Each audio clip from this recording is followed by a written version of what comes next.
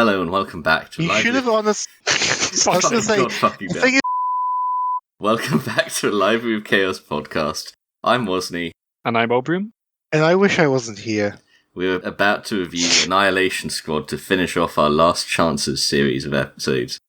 I wouldn't usually say this because I'm usually a very upbeat person, but in this I totally agree with Jimbus. What? Like, this book, I actually fucking hate this book. This book was, One of you... the 13th Legion. Okay, Go on. I need to explain something here. We weren't originally going to do these books. They have been largely forgotten. Certainly, as far as like good Games Workshop books are concerned. You don't hear people these days on forums and stuff talking about. People talk about the Horus Heresy, or talk about Anything Abnett's written. various 40k, anything Abnett's written. ADB Last series. Chances books. The Last one Chances thing are here not is the on the Last radar. Chances books on the radar anymore. Yeah. They are gone. The only reason these books came out at a time when there were so few books in Black Library's collection, that practically everyone bought them.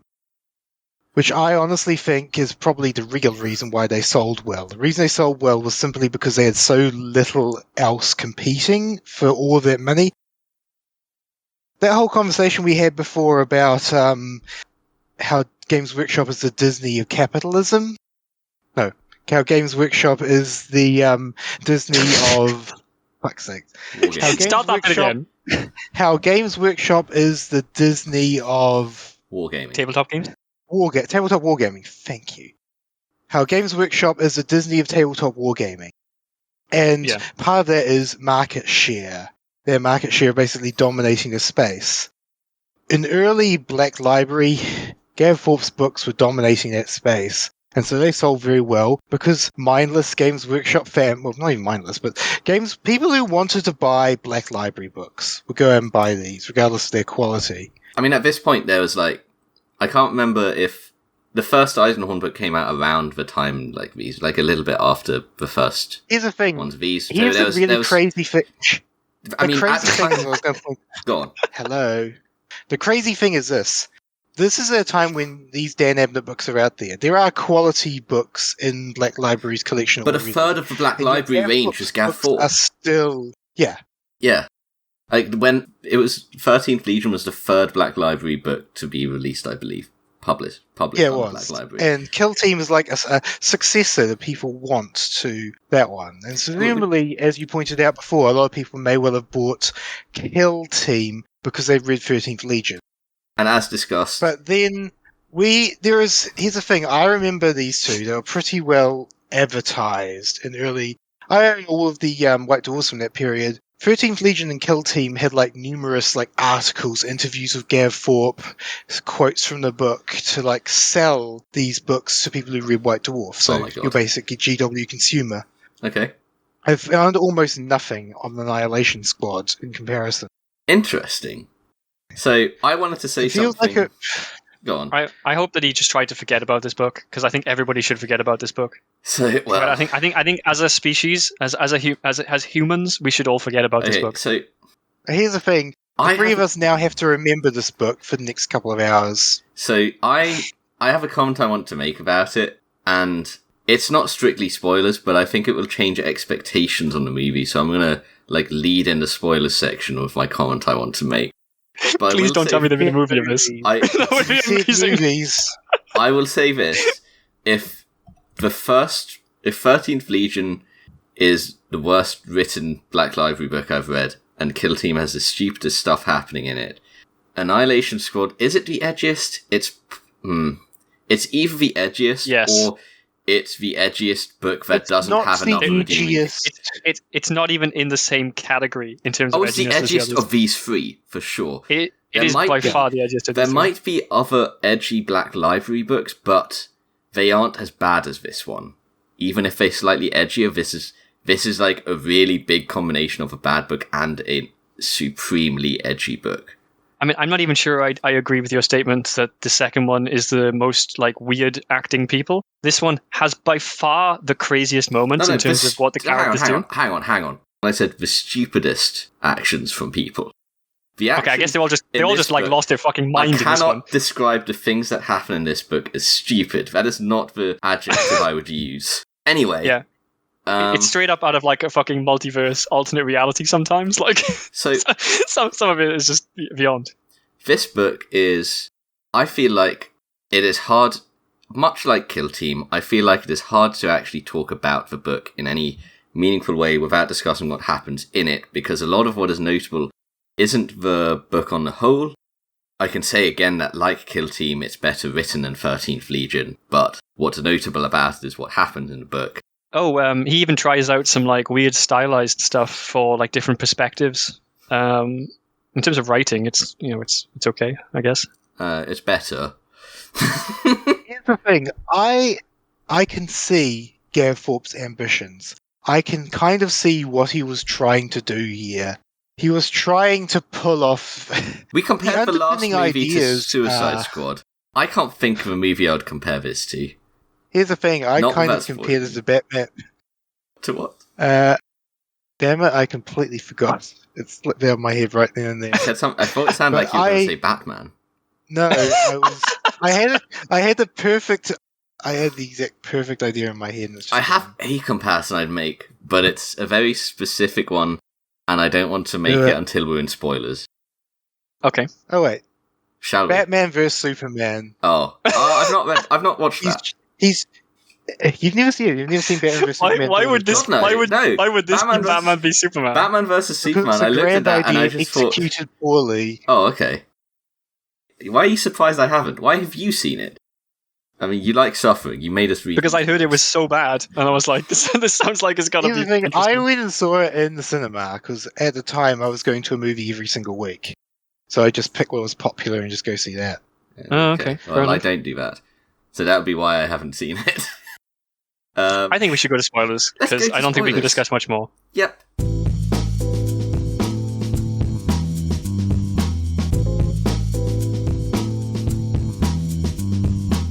We are now in spoilers. I am now going to say the thing I didn't want to say a second ago. Okay, yeah. What do you compare this to? You know how you compared this to a... You said Kill Team was a roller coaster. Mm-hmm. A roller coaster has peaks and troughs. This is not a roller coaster. This is a train. It's flatline. Off a it's cliff. At the bottom. It's rock bottom the whole way. It's boring. It's a slog. Nothing happens. And then it crashes. The train crash is not a peak. It is not a trough. But it is fascinating, and I can't tear my eyes away from it. It is a flatline train ride. I compare this to Batman vs Superman because that's kind of Batman vs Superman. Okay, it's an incredibly grand idea. Yeah, I don't like that comparison. I don't think that comparison is good. Okay, the way you've described that, I don't agree. This is a grand vision behind this. I think it was it took part, right, the lore stuff that's going on here. So basic premise of this story is Schaefer's last chances kill team is now... Let me describe that. Okay. Let me describe that. Okay. Repeat what you just said. I was going to say Schaefer's last chances team are going to Armageddon to assassinate Lord von Straub, was it? The guy who basically was an incompetent buffoon in the first Orc invasion of Armageddon. It turns out he's still about and he's working with the Orcs to the detriment of the Imperium, and they need to go and assassinate him. That's the basic premise and plot of this book. This is not... The actual plot of this book, let me give it. The actual plot of this book is Cage's redemption arc. It's him descending to the very bottom and at the last moment saving his soul through sacrifice to the Emperor. And I disagree with both of you. Hang on. I need to say, that isn't the plot of this book. That is the plot of the last chapter of this book. I completely disagree with both of you. The thing is, that's the plot of the whole book, because the whole book is building up to his redemption sacrifice. Including every bad thing he does. No chance. No chance. Like, the actual plot of this book is Fight Club. It is Cage sequentially fighting off against every character that he didn't get to fight in the previous books, just to prove that he's the hardest. Like, all of the characters that were introduced in previous books that he couldn't have fought because there was no reason for him to fight, he finds a way to fight in this book somehow. No matter what the fuck it takes, it is going to happen. Might I make a suggestion? That's how I got Thorpe. That's how I envisioned Thorpe writing this. I want to set out like a structure for how we talk about this, because I think the way that we talk about this could be interesting. We leave what happens at the end till the end. Okay? We've already discussed it now, though. No, not quite. We've mentioned it's a train crash. But let's discuss the train crash at the end. Let's discuss the basic idea of, like, we've got the whole Armageddon, we've got the whole plot overall. We can talk about what happened going through it. We've got the free-run theme of what happened, from last book through this book, that I guess we can discuss and go into a bit of detail on that as we go into the end, and then let's go into the end. How about that?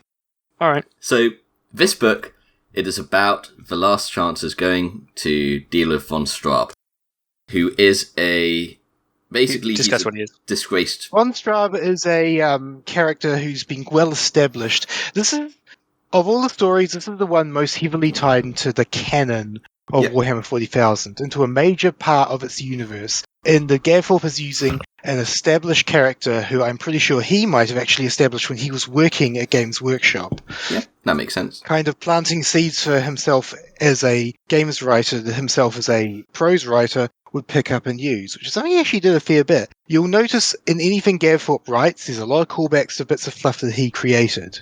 Kind of patting himself on the back there. Yeah. I just remember, I've got a note here. I wanted to mention Annihilation Squad. It kind of feels like he wanted to take the title of Kill Team and make it edgier. I mean, he was running out of, which I think is a good... different words. I think that's a good analogue for this book. Well, he couldn't call it Suicide Squad, obviously. He'd already used Kill Team, so he's running out of, different words that he can... It's got to be the Annihilation Squad. It just has to be. Yeah. But it's also meant to be the grand end to this grand trilogy that he's created. This is Gav Thorpe's first trilogy. Yep. He wrote 3 books, he published 3 books, and this is the culmination of all of his writing up to this point. This is the perfect distillation of Gav Thorpe as a writer, just after he started becoming a Black Library writer full-time. Please, if this is the distillation of Gav Thorpe as a writer, then we need some of the bulk back holy fuck. He has improved since here. I just need to say that. He has improved. But this is the culmination of who he was as a writer at this point. So this is him showing off. You're killing me. Look, okay. It's true. It's all true. Let's go through one step at a time, this book, okay? The opening scene is great. Yeah, the opening scene I actually kind of liked. It was a very colourful description of the warp. Yes. It's one of the best described things in these 3 books. It's worth pointing out as well, though, that jumping from Space Wolves into this is kind of interesting because obviously Ragnar's experience with the warp is very, very different from Cage's. Ragnar, they describe the warp as when they're coming out of the warp, it's this huge fucking ordeal. Okay, but we remember as well that... Oh, I guess there's that. I was going to say, though, the description of the warp here, it gives us, an abstract perspective of what's happening for a ship travelling through the warp, which we don't have with Ragnar, because Ragnar gives his perspective. Yeah, and this is actually a third-person perspective instead of, from Cage's eyes, so, yeah. Yeah, it's pretty cool. I was just going to say, in Space Wolf, obviously, though, coming out of the warp is this huge fucking deal. Coming back into the into the Imperial? What the fuck did they call it? The material world. Yeah. They it's a huge deal. Everyone's freaked out by it. Ragnar says it's fucking horrible. Meanwhile, Cage mentions as I think in one of the previous books as well, you don't notice coming out of the warp in here, and he only notices because he stops having warp dreams. So this whole thing, that whole opening sequence, shows something getting into the Gellerfield, and then it is revealed that a navigator is going mad and is possessed or something. Ooh. So we see a bunch of information in that first scene that is really useful. So this spark of the material makes its way through through a crack in the Gellerfield and enters the crew quarters, basically.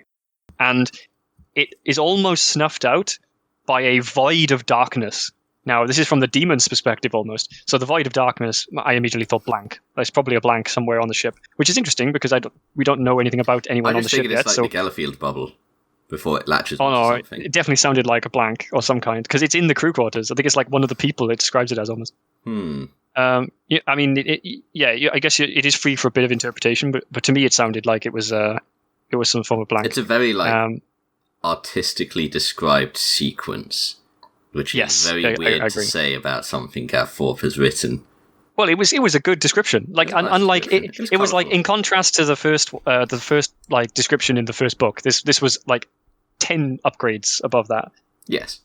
I mean, this reminds me of some of the Thorpe written about demons before, and I think he took some kind of... He liked to sort of play around with them. Then again, he also made one of the worst demon codexes of 40k ever had, I think. Okay. So anyway, this like shard of the immaterium, it comes across what I thought was a blank, and then avoids that, and then finds somebody who is susceptible. We could say, and then as you said, wasn't he? We cut a few. to the... Should we? Yeah, a little bit into the time on the ship, and they come across a navigator who gets turned into a demon, right? Yeah, he's like possessed and he's like mutating into something. He's fucked. Then we have like a scene where they fight the navigator. I believe it is... Does he look at Cage there? Does he look at Cage and Cage survives? Yes. Yeah, it's one of the only times I've ever seen that happen in... Yeah, if everybody else freaks out and like one person like straight up just dies, I think, and kills himself. That is what looking at the navigator's third eye does in 40k, now at least. If you look at that, you basically like immediately die. And there's like I think there's almost like... I don't think the law is that it like steals your soul or something, but that's the vibe I get. It's like an analog to that sort of thing, like you look into it and you're gone. That is how they typically work. So I think that might have been like an old lore concept, at least the way that is described there at the start of the book.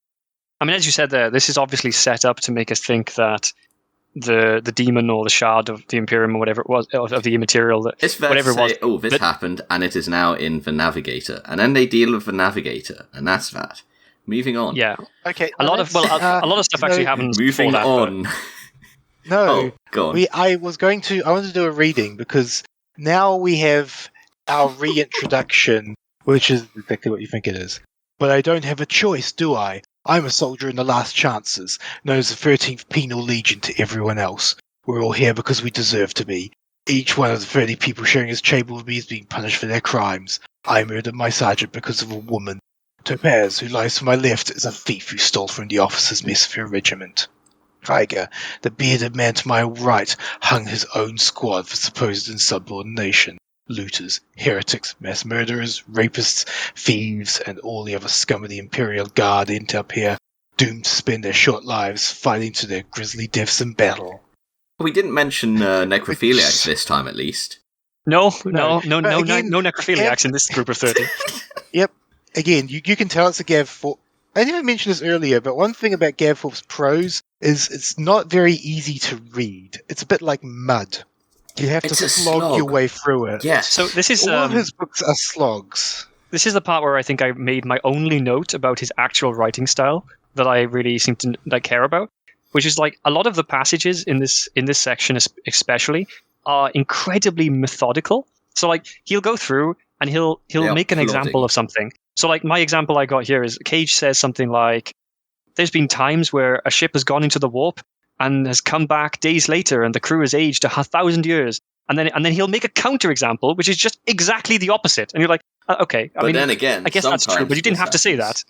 Yeah, and he could have just said like, and sometimes even worse, or sometimes, whatever. And then you say, but sometimes they'll go into the warp for decades and come out and nothing has happened. I'm just like, why did you say it like that? What was the point of this?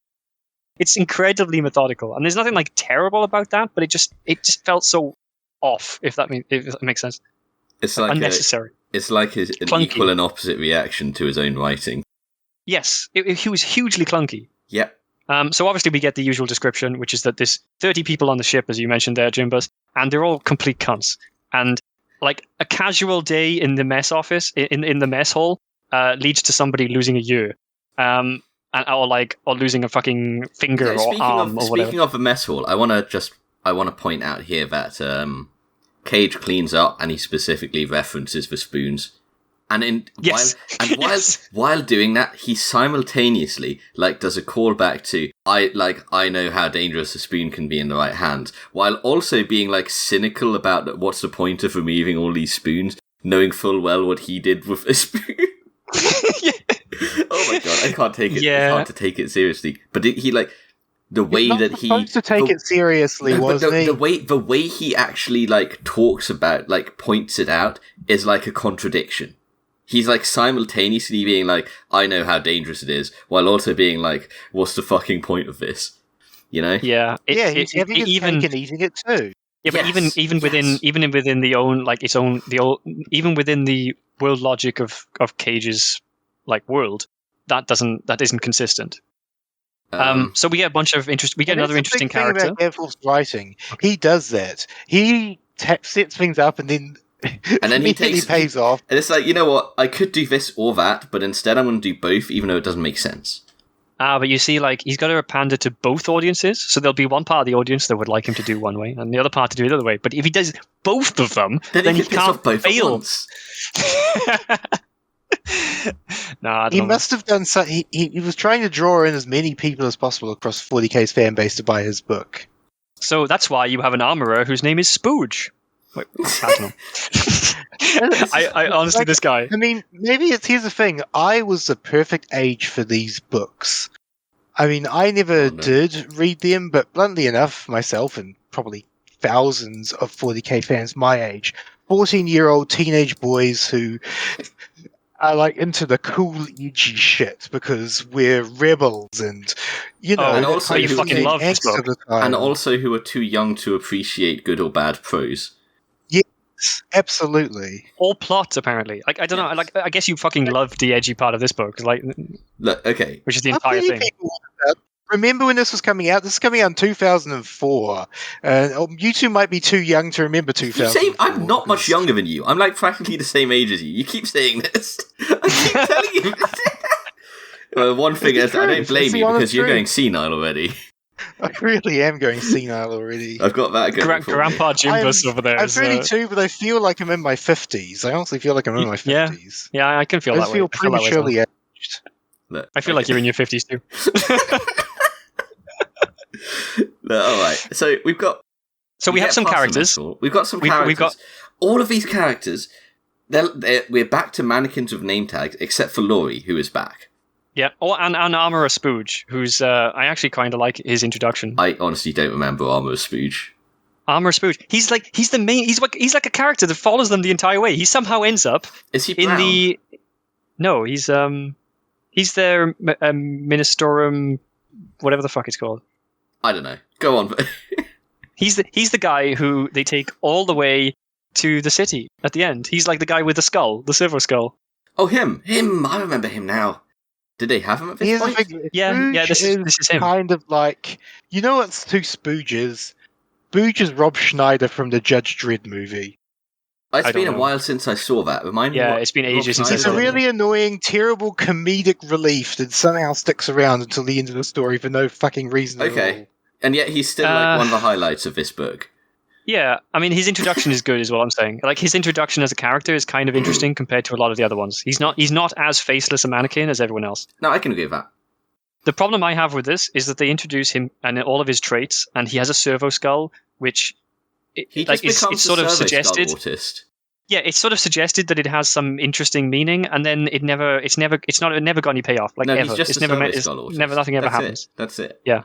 Well, his character is set up here, is gone here, and Gav Thorpe has far too much to fill his book with without bothering to give anyone the basics of characterization. Yeah. Okay, that's fair enough. So we kind of get the idea of what the... Sorry, go on. I was going to say, like, one of these things in these very opening scenes that happens is we see that training thing of a fake tank. The fake tank, it goes into this detail about how they've made this fake tank out of, like, wood and shit, and they've rigged up this pulley system to pull it along, which is wild as a contrast to the training rooms they had in the last one. And it doesn't feel 40k. 40k, you've got, like, fucking servitors and shit, who are just there for combat. You just bring in a servitor and you just kill it as your combat training, and then you just bring in another, right? And here they're just like, yeah, we made this tank out of wood and we pull it on a pulley system. Yeah, I think it's kind of trying to show like Cage is actually a pretty decent teacher, and like he actually has some like skills when it comes to trying to train people. My issues there aren't to do with that, funnily enough. They're just to do with the fact that this doesn't feel 40k. It's one of the most not 40k feeling things in this entire set of books. The other thing is that later on it becomes a groan-worthy, like, this was just a setup for when they blow up a tank later. This is just an establishing tank destruction scene. Oh yeah, and that Yeah. completely. It's out Sorry, and Jim. payoff. It's genius, isn't it? Gav Thorpe is setting things up and paying it off, but it's so utterly transparent that there is literally no surprise to it. It's like, oh, look, it's. You know when you see a bad movie and something it's really at some point. obvious happens? Yeah, it's Yeah. like that though. It's exactly like that. It's at some point there's a scene and you see a tank coming and you're like, oh. Okay. Yeah.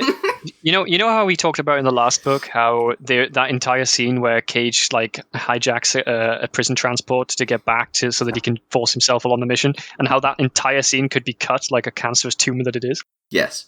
There's at least 3 scenes in this book of equal length that could just be exercised from this. Like, I mean, the entire book is cancer in this case, but like, if you're going to cut off bits of it and make it a little bit of a smaller tumor, then there's entire chapters you could just remove entirely. As I pointed out, this book is the culmination of the previous 2. Every bad thing in the previous 2, this one takes all of it and takes it up to 11. I feel like, I don't know. It hasn't got the writing isn't the prose isn't as bad as 13th Legion, and the character decisions aren't.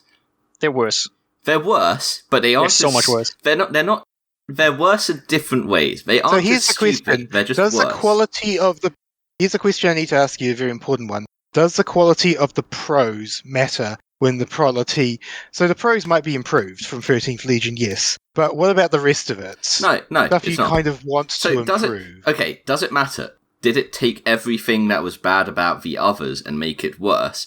Then it's an interesting point. No. Then it matters. It's an interesting thing to point out. But beyond that, no, it doesn't matter. I agree. It doesn't. That doesn't help it that much here.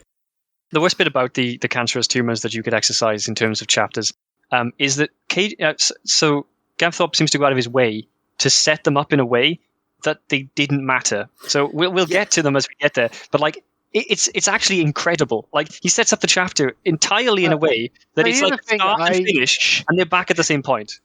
Yes. I mean, I agree. A bunch of fetch quests. You could call them fetch quests. They're just things that happen on the way. They're traveling, and then a thing will happen, and then it won't matter, and then a thing will happen, and it won't matter. This is more like Rise of Skywalker. I can agree with that. I fully agree with that comparison here. It is a thing happens, a thing happens, a thing happens, a thing happens, a thing happens, and then we get to the end. Yeah, and then there's an ending scene. But the thing but the thing is, I think as I alone see, I see what these things are there to do. They're to set up Cage's redemption arc. We need to see him do these things so we can set up him redeeming himself and saving. But he his doesn't soul do any. None of these things. None of these things are something he needs to redeem himself for. They are things that happen where he just where they're nothing burgers. They aren't anything that needs redemption. Until okay, you know what? Let's get through that. What do you mean? You know what? Let's go through it. Let's discuss the redemption arc at the end, because I think it'll be way more sense to discuss it at the end. So we're getting lost. Okay, so Cage, one thing. Cage introduces the. Sorry, go on. I was going to say, immediately after the fake tank scene, I think Cage is having more headaches, and he makes a reveal. He gives us this big reveal about this realization he's had about himself. I'm a psycho. Oh, really? But he calls himself a witch, doesn't he? I think he uses the word psycho, doesn't he? I don't know. Maybe he says a witch. It's basically implied that the PTSD from the last book was actually him being a psycho. Oh, no. I'm going to read. I'll read this out. I have to read this out. Read it out. Please do. He gets morning sickness, and then... Inspection in 1 hour, I remind them. Full cut for the Colonel, right? They nod and mutter as I turn away. As I walk out into the central corridor and turn left towards the wardrobe where the Colonel's made his lair, I feel a twinge of pain in the back of my head. Knowing what's coming, I quickly make my way to the ablution chambers, closing myself in one of the small cubicles there. The pain extends forward, growing in intensity as it reaches my eyes. It feels like my brain is on fire. The off-white walls start to blur and dance in front of me like pale flames. My ears are filled with the thunderous beating of my heart. I fall to my knees, my senses flaring with agony, and retch into the toilet bowl. The roar of my heart turns into a drumbeat before rising in volume to become like the deafening pounding of an artillery barrage in my ears. I go blind for a moment. Everything turns white. I find myself back in Typhus Prime, just outside Coratorium. The ground is erupting around me from the orbital bombardment that paved our way into the rebel citadel. After a few seconds, I realized that I'm no longer on the muddy fields of Typhus Prime, but in a grey desert, and the explosions from bombs being dropped around me. My whole body shudders. Part of me knows it isn't real, but my senses tell me it's happening right now. The hallucination starts to fade, and I vomit the gruel over the floor and collapse sideways, slumping against the cubicle wall. A moment before my sight returns to normal, I see and hear something indescribable. It's a mess of confusing colours, clashing with each other amid a torrent of high-pitched screams. I sit there for a few minutes, panting heavily. The pain subsides to a dull throb. It's happening more regularly, and it scares the hell out of me. In fact, I'm terrified of what the truth might be. The warp dreams, Inquisitor Auriel's hints during the Brightsaw assassination, the moments of instinct in combat when I seem to know what's going to happen a couple of seconds before it does. I have to face the awful fact. I think I'm a psyker. Yes. Oh shit, he actually uses the word psycho. Okay. So yeah, But that whole thing is so clunky, but at the same time, I can see the picture that Thorpe was trying to paint, but the picture looks like it was slapped on by a child with a big brush without any kind of... it's a vaguely crayon looks drawing like being picture. put onto put with a magnet on the fridge. Yes. I think the problem is, again, It's a crayon he's trying drawing to, of 40k being put into prose. he's trying to describe a movie scene, is the problem again. Yes. Yep. He's trying to describe something That's out the of problem. Planes, Trains, and Automobiles. Hey there, this is Ogrim in Post. I meant Train Spotting. Although in this universe, I feel like Event Horizon would probably be more apt. No, he's trying to do something out of Jacob's Ladder. Yep. Honestly. Yeah. So Alright. I think he had to have been planning this during the last book, that he was like secretly a psycho. I mean, The question, possibly of course, even is the was he first one. planning it from the first year? Possibly the first one. Was I it don't know. deliberate Well, or accidental? remember I said that scene where he calls the people away from the wall of the trench because he knows that No, there's because about to be an artillery strike? he actually talks about having heard a noise though and recognizing it. He does, but he suggests that he somehow heard the bullets like in the air, and I'm like, oh, I guess okay, but like I don't know. I feel like either he worked that in somewhat because he talks about how he knows something is about to happen before it happens. I mean, I don't think so. I think he thought of this in the second book. Okay, well, that is very likely. And I also want to just point out, like, if that had been planned from the first book, I don't think he would have had those comments in the foreword about how, like, surprised he was that things went in the direction that they did and that everything worked out the way he was planning. Because you wouldn't be surprised at that if your, like, 3-arc thing, like, if you were trying to do that as your 3-arc theme. Because that He did also say that he was pleased to see that there were themes and suggestions of things that he would use later on, even in the first book. So but clearly he had an inkling of them then. He had an inkling of some themes, but that was not an inkling of it that then made its way back by accident, if that happened. Yeah, I think you're right. Yeah. It probably isn't really necessarily the first book. I think he came up with it in the second book. Yeah, quite probably. And It's, the PTSD that he had humours removed for was actually to do with him being a psycho. Well, maybe. It could also have been PTSD. That feels it's clearly strongly obvious like by the implication. 2. It's obvious by 2, but he's a psycho. Then the question you were trying to ask is, Well, it's not was obvious that in original... 2, but it's obvious now that in 2 he was. Yeah.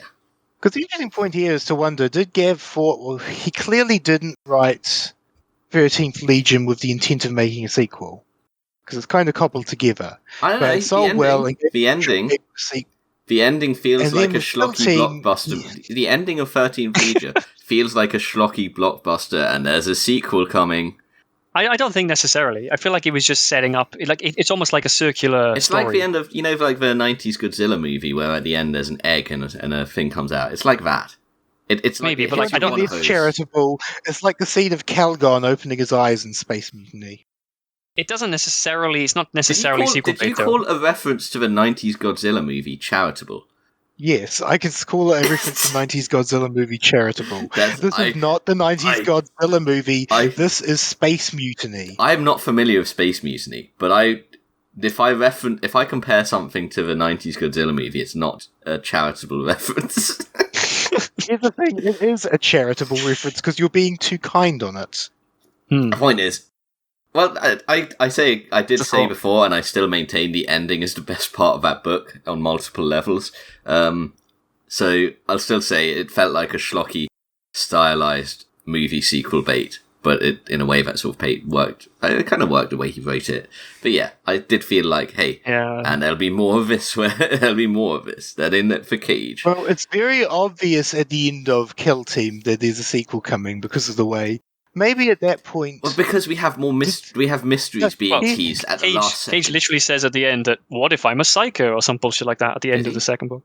He says that Oriel mentions that I'm the last person who should be talking about how terrible it is to be a witch, as if he thinks that maybe I'm a psycho, or I'm something like that. Yeah. There's also the whole he's just seen Laurie basically at the end there, so there is it's basically there are things teased, and you're like, ooh, what's going on there? There has to be another book. But the things teased are immediately introduced in the next thing with absolutely no finesse. They're just plonked in there, just like your average modern movie sequel. So I guess to go back to what is happening right now, we just had he was on his way to the terrifying thing is you're absolutely right. Annihilation Squad is ahead of its time. Oh god, I hope it's not. A whole bunch. Well, go on. As we go through the series, we may well find other 13th League. Well, we might find other Last Chances books among the lesser known ones, like Gordon Rennie's Execution Hour. Nobody talks about that. Maybe that thing's worse than this. I don't know. Well, I'm. You know what? Yeah, let's get on with this though. What were you going to say, though? I was just going to say, so he was on his way to see the Colonel, wasn't he? So we haven't yet met Colonel Schaefer in this book. So when he finally turns up in the Colonel's office after his revelation, we see the Colonel for the first time. Or that the first line of chapter 2. What makes it worse is that Oriel knows, and maybe the Colonel too. I can't understand why the Inquisitions let me be. I always thought running untrained psychers like me was their reason for being. I don't know what worries me more, the thought that I might get turned into the Inquisition for being a witch, or the idea for some reason Oriel and Schaefer are using me for something else. Oh boy. Oh boy. So I mean that entire bit is going to age pretty. It goes badly. from I think I'm a psycho with no pause just to instantly click the next step. So alright. And just, what if Schaefer finds out? It's not important for him any personal actualization. Holy shit, I'm a psycho. It's first of all about holy shit, I'm a psycho. What if the Colonel finds out? I mean, I guess the epitome. That's the epitome of an abusive relationship when you learn something terrifying, life-threatening about yourself, and your first thought is, what if my significant other finds out? What will I do then? I mean that's very apt going into the conversation they have, because they're discussing a bunch of shit, and Colonel basically says, we've got a mission, you've got to do the training and sort this all out, and then Cage is leaving and he's like, the Colonel doesn't care about anyone, he doesn't even care about me, and I mean we know that's not true. Clearly the Colonel does in some way care about Cage, even if it's just because he's incredibly competent, because he lets Cage get away with so much shit. On the grand scale, that is the absolute epitome of having your cake and eating it too, isn't it? Oh yeah, definitely. Schaefer just, again, pure hypocrisy.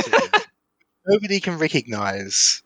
And maybe it's part of the point. The Imperium is ultra hypocritical. No, you're giving him too much credit. Not giving him enough credit. As a side note, there's a lot of hypocrisy themes. Even in the early part of this book, this whole thing about why the Last Chances are the ideal fighting force thing gets pummeled into you. And he tries to force feed us it again. Do you get it? Do you get it? Do you get it? No, I don't get it. What you're saying makes no fucking sense. Stop trying to pretend it does. Shut the fuck up. God. Yeah, that was you by the time you reached this book, because again, this is the culmination of the previous 2 books, so that annoyance just grows until by this point it's painful. Yeah. So in that conversation as well, can I just say that whole thing there, where it's like, if you have nothing to fight for but your own life, you fight the hardest. But then he also keeps on saying shit like, time to die, last chances, just copying his action movie lines, when it's in a complete contradiction to his, you could say, to sum it up, it's a different philosophy. Yeah, Gav Thorpe very half-heartedly uses that as, do you want to live forever? Almost, it's a direct rip-off of the Starship Troopers. Starship Troopers, yeah. Yeah, it is, and it's like he doesn't understand the mentality of that versus a mentality he's trying to cultivate, and he instead just goes, Well, as we said, that would be a cool thing for him to yell. Yeah, well, we said almost that like so many different things are in direct opposition to his stupid bloody message that he keeps trying to force feed you. Anyway, so we do learn something else important in that conversation with the Colonel, which is that the Colonel gives Cage permission to use whatever methods he thinks is necessary to beat them into shape, basically. Yeah. Which culminates in another terrible Cage speech where he says something equivalent to, "We're not under Imperial law anymore. We're under Cage law." Yes. It's the absolute pinnacle of that sort of... when you're trying to do... schlocky things. These sort of schlocky things. Oh, here's the thing. Name me one action... There is multiple sequels to Predator and Aliens and the sort. But usually after a certain number, they reach a point of diminishing returns.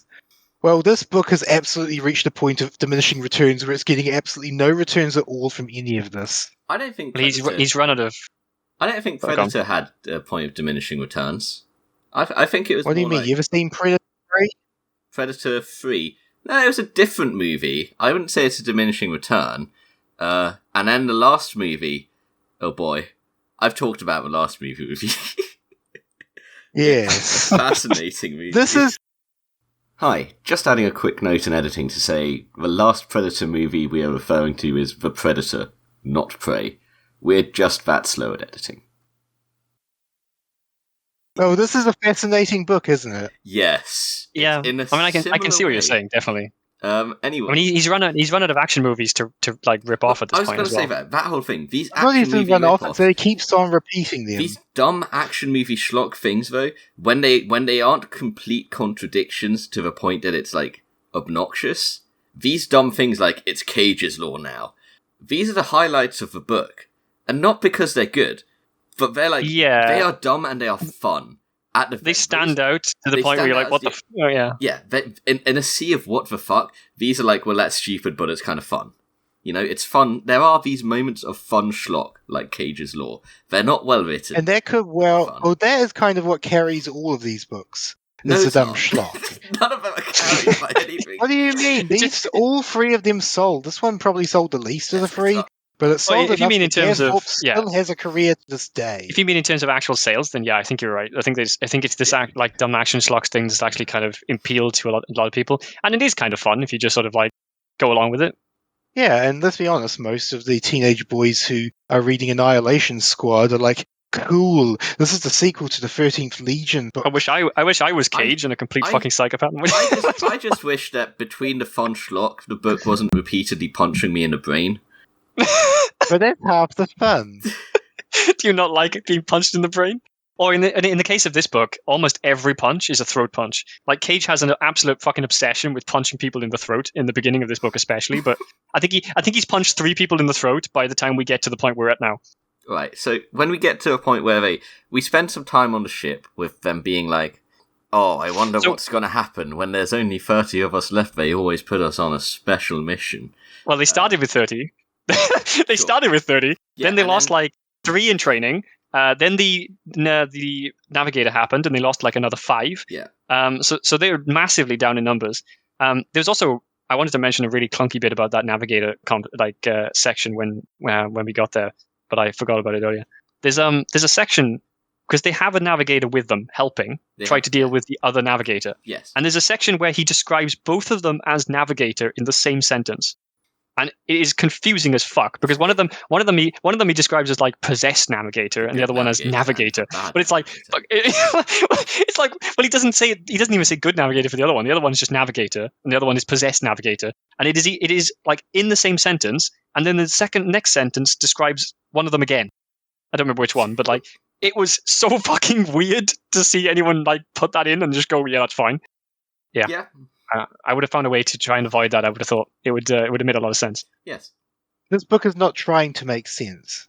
Also, yes. Well, I mean, in terms of like understandable, like not sense of whether the plot works, whether like you can read it. It's like whether you can actually read the sentence and like get what you're. Clearly, a lot of people read the sentence. I mean, here's the thing: they're reading it methodically, going over it. They wouldn't have even registered that navigator was used twice. That's the sort of thing that I initially registered, but it started to like. I think I grew acclimatized to it, and by the time I was reading Annihilation Squad, I didn't notice that one.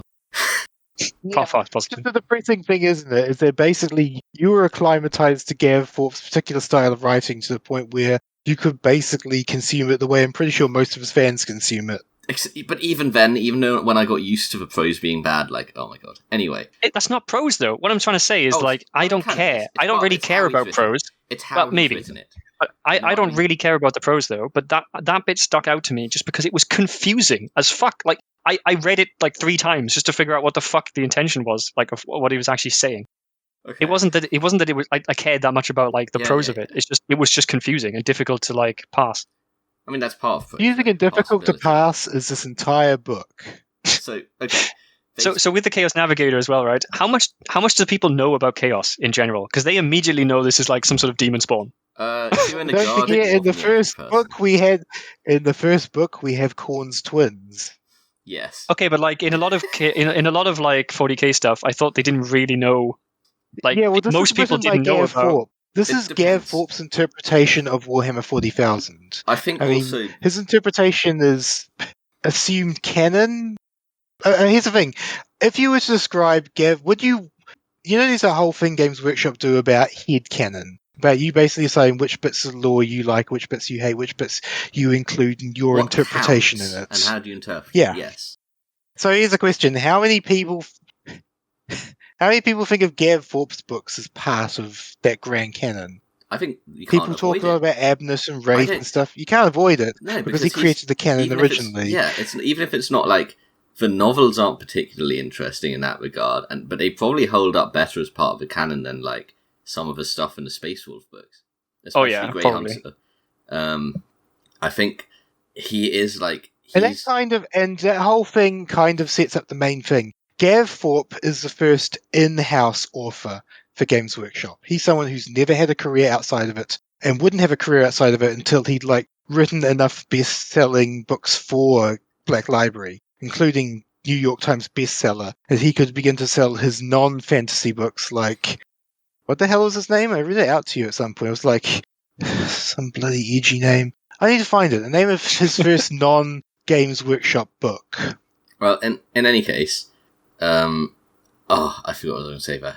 Well, the next bit really is their plan, unless you had something you wanted to add first. I was going to say that we've... Okay, there we go. Cool. His first non-Warhammer Universe book is the series Empire of the Blood, The Crown of the Blood, which I've read the entire Empire of the Blood trilogy, and they are some of the worst straight-up fantasy books I've ever written, because he does not have the luxury of using the 40k canon to sell them. He has to make up his own canon to sell them. And someday I should really no.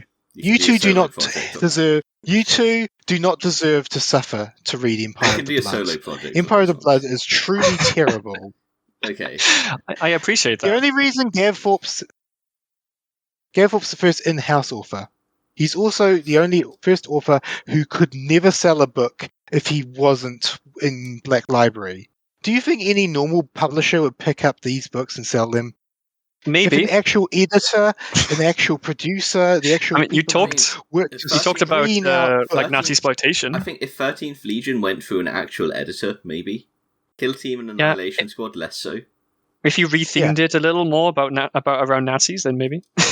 These are the first bad books that Black Library produced. These are warning signs of what's to come. As more in-house authors are brought in by Games Workshop to write for Black Library, you will notice a significant shift in the way these books are written, the quality of these books, etc., etc.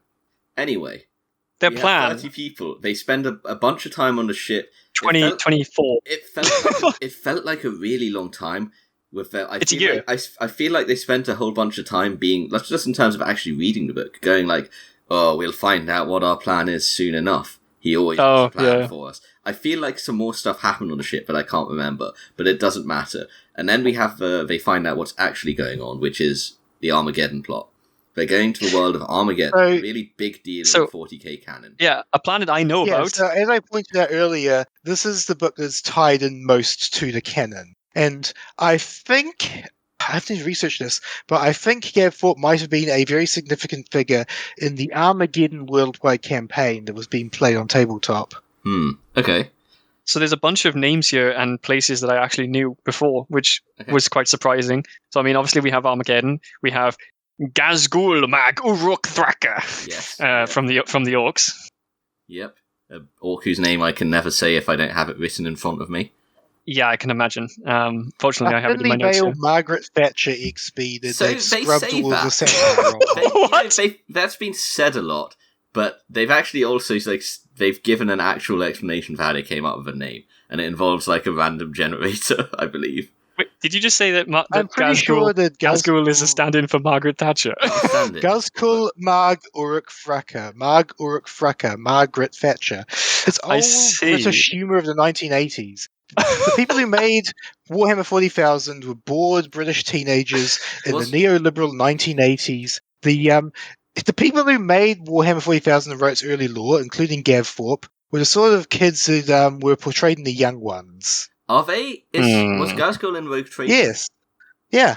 He was way back at the beginning. Rogue Trader, there's a lot of like weird, silly humour. Like Inquisitor... Obi-Wan Sherlock. Obi-Wan Sherlock Poirot, isn't it? Something like that. Cluso. Yes. You know what? I just realised something. Obi-Wan Sherlock Cluso is an actual Inquisitor. Did he come up in one of the previous books? Did we talk about? Did we talk about him? Not like I don't mean like was he in one of the previous books? I mean, did we mention him? Maybe. Because I know that name from somewhere. You might recognise Obi-Wan, Sherlock, and Cluso. Well, yeah, no shit. I just realized something though, right? I have a lot more notes for this book that are related to like really weirdly worded sentences and confusing shit. And I just realized probably what it is. I actually read this one as opposed to listening to this one. Yeah. Now you get it. So I didn't notice so much when I was listening to it. But like when I actually when you're reading the words, it's more stands out more when the sentence is really clunky. That's kind of the thing. That's the thing. If you're listening to it, it's being narrated like it's an action movie. When it's not, no. When something is at this point, I feel it is my duty to point out, just in case anybody here likes listening to audiobooks and goes, "Ooh, there's Last Chances audiobooks." There are not Last Chances audiobooks. No.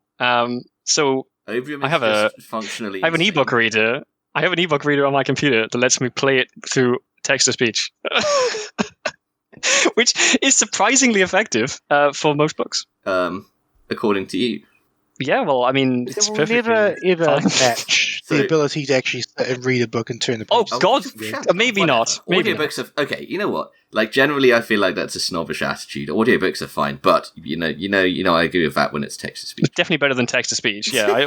If there was an audiobook, I would listen to an audiobook. If there isn't an audiobook, but I have to do other things at the same time, then I will listen to it. You said it yourself that Gav Thorpe's prose is a slog, and when you are sitting reading it, it is a slog. It's like if I read an Abner book. I read Vincula Insurgency recently, and it was like I couldn't put it down. Like every time I read a bit, it was like I need to read more. Well, I mean, the worst part about this book is that the last 3 chapters, I also couldn't put it down. Like it was mind blowing. I imagine plenty of people were able to just mindlessly turn their brains off. But the fact is, if you like suffer when the prose is bad, it's a slog. You can't just turn your brain off. You have to it is an uphill battle reading through this fucking book with how badly through Gav Thorpe work in general, and especially 13th Legion.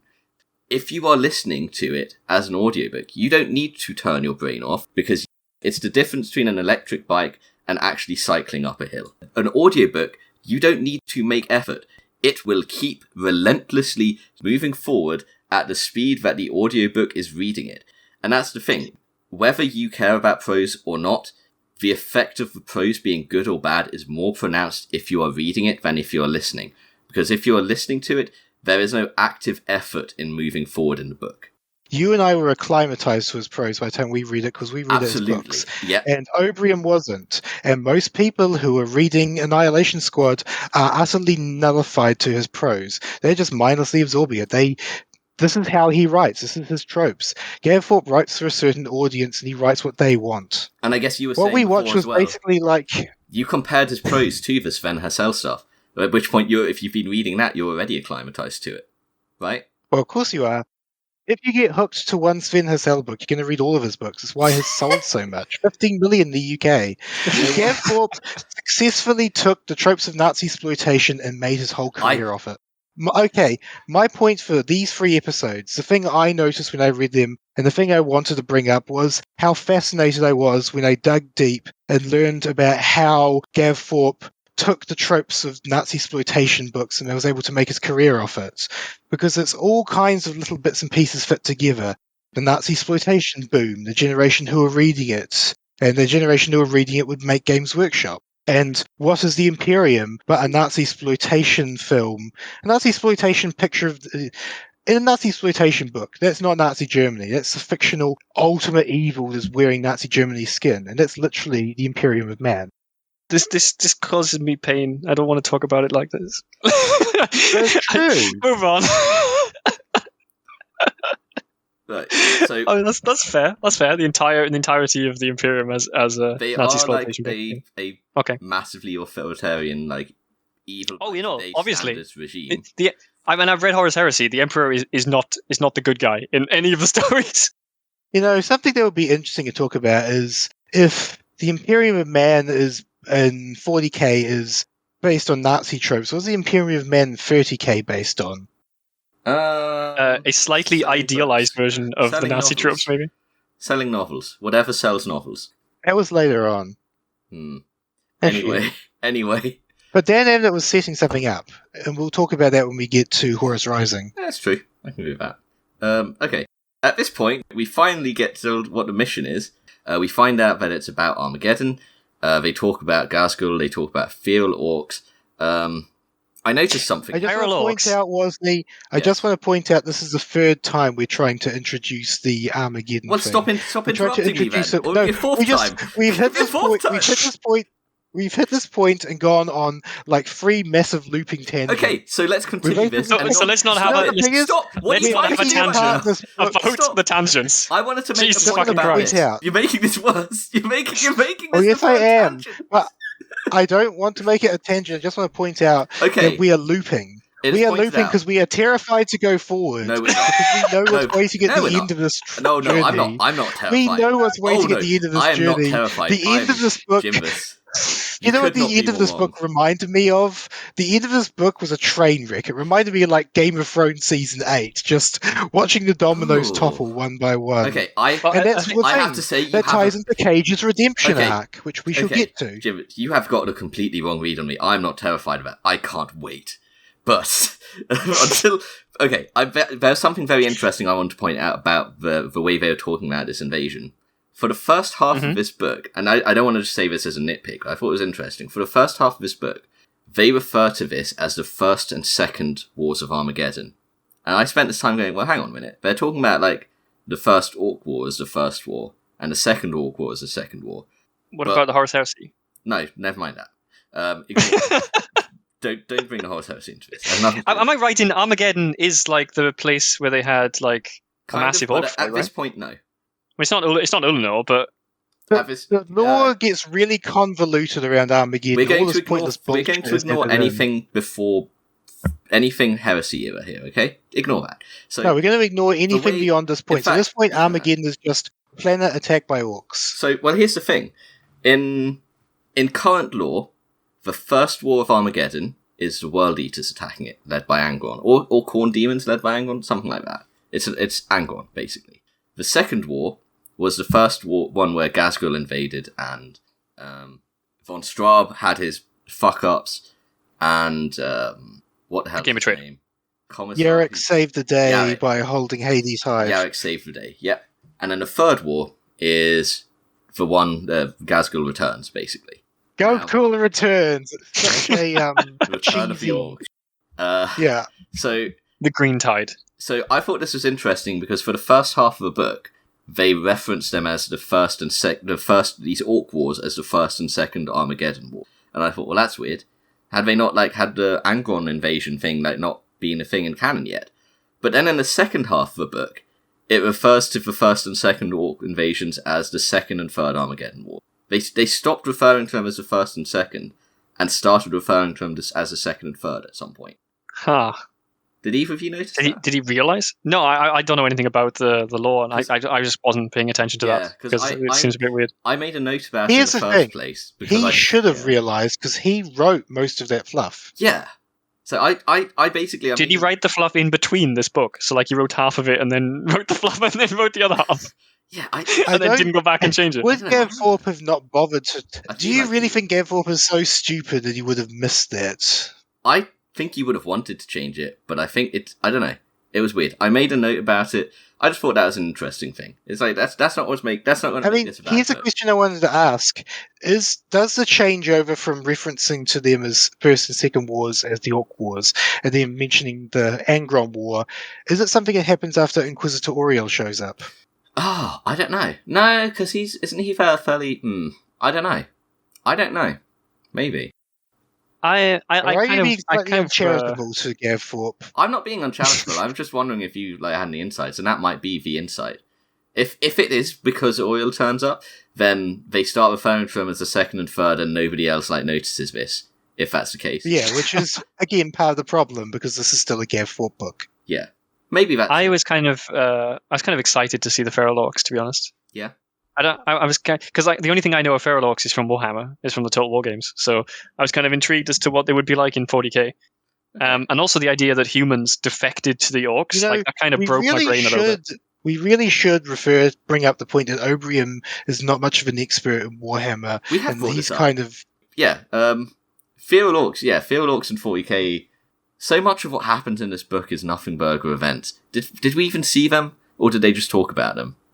We see orcs.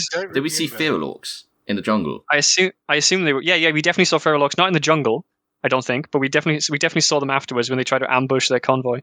Oh yeah, we got to see a few. They didn't really get showcased. I don't remember any of this. Here's the weird thing: I don't remember anything about this book until Cage's Turn to Darkness truly sets in. Look, okay, so the orcs thing. Just I guess a little bit of context. There is a whole thing on Armageddon with the feral orcs in the jungle, and they are are you aware of the Catachan Guard in the Imperial Guard? They're from the planet Catachan. I know the name, but I have no idea who the fuck they are. You might have seen them as styled as Rambo. Pretty much all of them are like Rambo. They've got the headband, and they're all oh, my muscles are showing. The tough guys from a death. Is that these guys in the jungle? Feral orcs are basically the orc equivalent of that. They're commandos who are stealthy and good at guerrilla warfare and shit like that, and they have this instinctive ability at this shit. Feral orcs? Yeah, I mean all orcs. I mean they're portrayed. They're portrayed in this as just having abandoned all of their technology, and they're just about they have a cunning instinct, but it's entirely cunning instinct and not intelligence. Yeah, absolutely. That's feral orcs in a nutshell. They're very dangerous still in their environment, which is normally the jungles, not a bunch of rocks around a convoy, around a train. But hey, here's the thing. Go on. I give up. Thinking about this book's hurting my brain too much. There's a few things. I think this entire book, my brain has been in fire, and I can't coherently put an argument together. So I kind of have to mention this because of the fucking it's relevant later, and also it kind of annoyed me at the time, but it made a lot more sense in hindsight. But so he has this scene with Gideon, who's one of the 30. One of the 30 is a guy called Gideon, and Cage has this weird relation with Gideon where he just doesn't like the guy. He doesn't know why he doesn't like the guy. He just feels uncomfortable around him. And there's a line where this is the blank. Yeah. Well, he's not. Yeah. Kind of.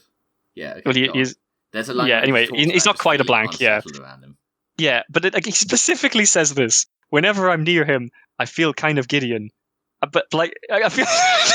Wait, I can't even read it because of the fucking line. He says this Gideon guy. Whenever I'm near him, I feel kind of giddy. I'm like, how did you write that sentence?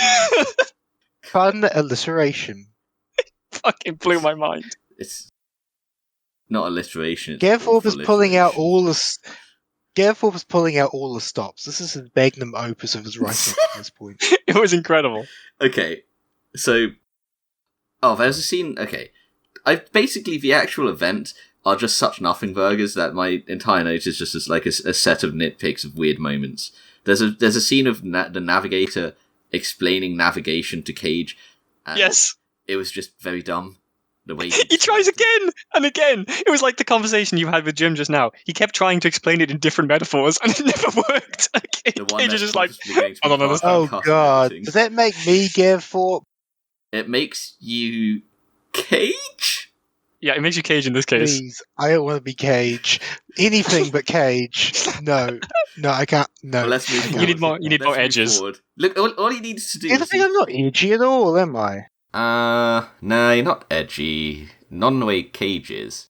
If you compare me to Cage, kind of like the ultimate insult, Okay, really. look, he could have just had the navigator use the same explanation which anybody uses for a sense that somebody else doesn't have, which is like, imagine explaining sight to a blind man, or imagine explaining colour to somebody who's in Well, black the and white. navigator does say that like 3 times. He says like things that are kind of like that, doesn't he? Well, no, he actually says that exact Did he say phrase. that? I couldn't explain sight to a blind man. He says that 3 times. Like he in between all of the metaphors, he actually just keeps repeating that bit. It was so fucking Okay. weird. That's Gav Thorpe, though. He's been doing it in every single book. He Yeah, labours I the kinda- point. You know Yeah, what? the thing is, I kind of liked the metaphors. They weren't terrible, but like the point is, we only needed one of them, and we didn't need all 3. You know what? I mentioned in Kill Team how there's that huge section in the Tau area where the actual way it communicates ideas to us has left the realms of smart man explained to stupid man, and is instead this first-person analysis of things. That was good, and I feel We're like back. he went backwards for Annihilation Squad. Yeah, we're back at the smart man explains to stupid man, and in this case, stupid man is so stupid he doesn't even get it by the end. He's just like, oh, whatever. Well, maybe it's a sign of Cage's mind breaking down over the course of the book. Maybe. Here's another one. It was along with my mind was breaking down over the course of the book. So next, Well, we have- you were in. Here's the thing: it's a first-person book. You are one of the most uncomfortable and unfortunate things about these 3 books is they're in first person. You were inside Cage's head for all 3 books. That is- We've been inside Cage's head for all 3 books, and look what it has done to us. Okay, so the next So thing that we- happens is a yeah, well. ship battle against orcs. Yes. So Yes. I contrasted the scene in the trenches to Abnett in terms of like it feeling confusing and directionless. Yes. Here, I want to compare this ship battle to the ship battle in Ragnar's Claw. Please don't. And Please I don't want to compare say them. That in this comparison, Gav Thorpe's ship battle feels confusing and directionless. Like, it's not even comparable because It's- like this is the first of the tumors that can be exercised because this Sorry, entire contrast. chapter is pointless. Oh, well, all you need to have Let's is be honest. you need to get hit by Most of something, these chapters and are pointless. they need to get in an escape pod to crash into Armageddon. No, I mean it's well, I mean it's no, that comes later. That bit could happen anyway without any of the other stuff. The first bit Look, is that they're in a convoy. They start getting chased down by like some orc ships, and they're trying to figure out. We see a little bit of Navy idea of like what the Navy's trying to do, So that's- and then the that's colonel is like, we're going to go board the orcs. Yeah, and then the Black He Templar. But if they decide the only thing we can possibly do here that could work is board New York, and then the Black Templar show up. You say this is pointless. This is pointless, like the space scene in Ragnar's Claw is pointless, and it's here for the same reason. This is Well, no, the Gav space scene in This isn't the is- space scene in Ragnar's Thorpe where In Ragnar's Claw Thorpe. where he meets the commander and he saves him, and then they have like a fight, and you see how they board and like no. you know That's in Grey which Hunter. space scene? Wait, Oh, is it okay? Isn't there one in?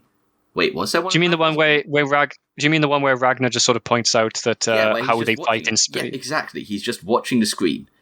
So if it had here's the been thing, just that, when I was reading that Grey Hunter, when I was reading that when I was younger, I quite enjoyed like It was good. the view from Ragnar watching the space battle. It was like my first encounter with a space battle as So- a fan of Warhammer 40,000. Imagine if someone's first encounter with a space battle in Warhammer 40,000 was in this book. Yeah. well, I kind of like that part of the space of this book. So that part of Annihilation Squad where he's just describing what the Navy is planning and what they're doing, and he actually I think fucking Cage points out at one point that space battles are a lot more boring than he thought they would Yeah, be. sure. The thing is- But the like, thing is- well, yeah, it is in this case. The thing is, Ragnar just watches a space battle in his on the thing in Ragnar's Claw, right? And in Grey Hunter, they are more actively taking part in it. Is that do I have that right? I think you're right. Yeah. So when I compare this to Ragnar's Claw, it's for that reason. They are watching a space battle, and I feel like it is for the same reason that Ragnar is watching it.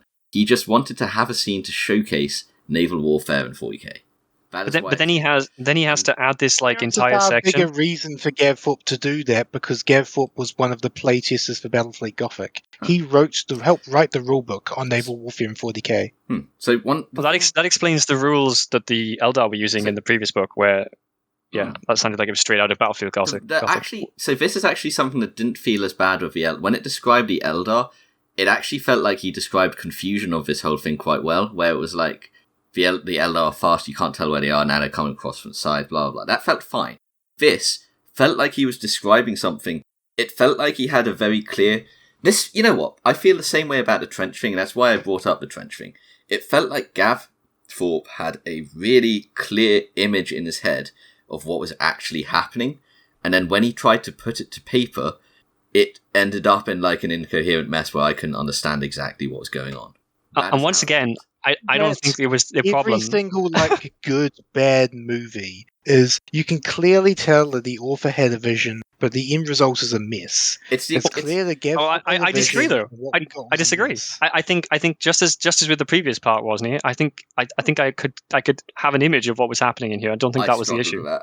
And I like with the last one, I looked at it and thought, do I want to reread? Do I want to go back and reread this to try and understand it? And I thought, no, I'm going to keep going. The part that actually like really fucking annoys me about this section is not necessarily the space battle bit. It's the bit where the Colonel says that they're going to go board the orcs because it's the only way. And then there's this huge fucking build-up where like they plan it and they get in the ship and they get all their equipment and then they leave and like they're flying through space and they're going towards the orc and they see the orcs and then some fucking space marine ship just turns up and blows it up and then they're like, oh, back to the ship, I guess. And then the scene cuts. Like, just fucking just resets. It's basically like, oh, well, thank God we didn't all just fucking eat shit and die. I was like, did Thorpe just get to the point where he's like, now they're going to actually board an orc ship? How do I have these like 20 guys actually board an orc ship? I think they're not going to ever board the orc ship. The point of it is to set up something that never happens, just to keep the story moving forward. And to keep its word count to the level it's needed. They could have had the Navy actually do something. I'm going to be charitable here and say, here are some things he accomplishes with this scene. One, he goes into detail in like the sort of sacrifices they're willing to do with penal legionnaires, which feels a bit like, I say charitable, but actually that is dumb because they're here to do a very specific job, which they won't be able to do if they sacrifice. Yeah, a very important one too. But anyway, aside from that, that is like one thing he was trying to like demonstrate. It's also a way of demonstrating the importance of Armageddon by showing that all these Space Marine chapters are showing up. Because the Black Templars are just one of many that end up showing up. And it gets to also demonstrate a little bit of what sort of things the Space Marines do when they're fighting in naval warfare. So I think he does use this scene to demonstrate a bunch of things, even if one of them is another example of wanting to have your cake and eat it. You see what the Space Marines do when they're fighting? Exactly what an ordinary 40k fan would want out of a book like this. I mean, maybe like they would be like, "Oh, Space Marines!" Like you know, I guess like the end of the second one. But like in this case, yeah. But in this case, all they do is they say they come out of cloaking or whatever it is, where they've been sitting with their engine power off or whatever. Yeah. And they just blow the fucking ship apart. It doesn't really describe what happens. It just they just broadside it and just like cuts it in half. What happens? You're like, okay. What happens is that the Space Marines used the Imperial Navy as bait. Yeah, that makes sense. So yeah, that's my interpretation of this scene. But again, and after all of that, it could be cut. Yeah, after all that, like it was unnecessary. And then because almost immediately after all of that, they get back to the ship, and then the ship is hit like critically, and we never even know why or what happened. It just the ship just like it's like the scene where in the first book where Schaefer comes over the comms and says the pilot has had a stroke or whatever. Like suddenly Cage is just like, we've set up that there's a big space battle over there. How many people who were in a torpedoed ship in the North Atlantic ever knew what torpedoed them? Oh, that's perfectly fair. Murder comes from Yeah. nowhere. That's I perfectly fair, totally but agree. it That's still feels, fine. It feels very weird as far as how the story is told, for them to have the space battle and then it be over and then you get hit in a chapter. Well, we got to move afterwards. on to the next bit of the story. Do we? This thing's progression is incredibly clunky. Do we want to just go to the planet, or do we want to talk about? We got the to get escape? to the planet. Do Because, we want to talk about the fuck escape? the rest of it. Oh god, do we have to talk about the escape? Yeah, There's nothing really that interesting in it, Can to I be try and honest. sum up the escape sequence in 30 seconds? Sure. They run to an escape pod. Some people die. Somebody has to go out there and hit like the emergency Manual release lever. Yeah, he does this. Some Navy guy who was being a dickhead earlier shows up. Cage looks in the pod. There's only one fucking seat left. He punches out the Navy guy, takes his gun, and goes and takes a seat and closes the door. And it's like, haha, bye-bye. And then they leave, and then they crash land on Armageddon.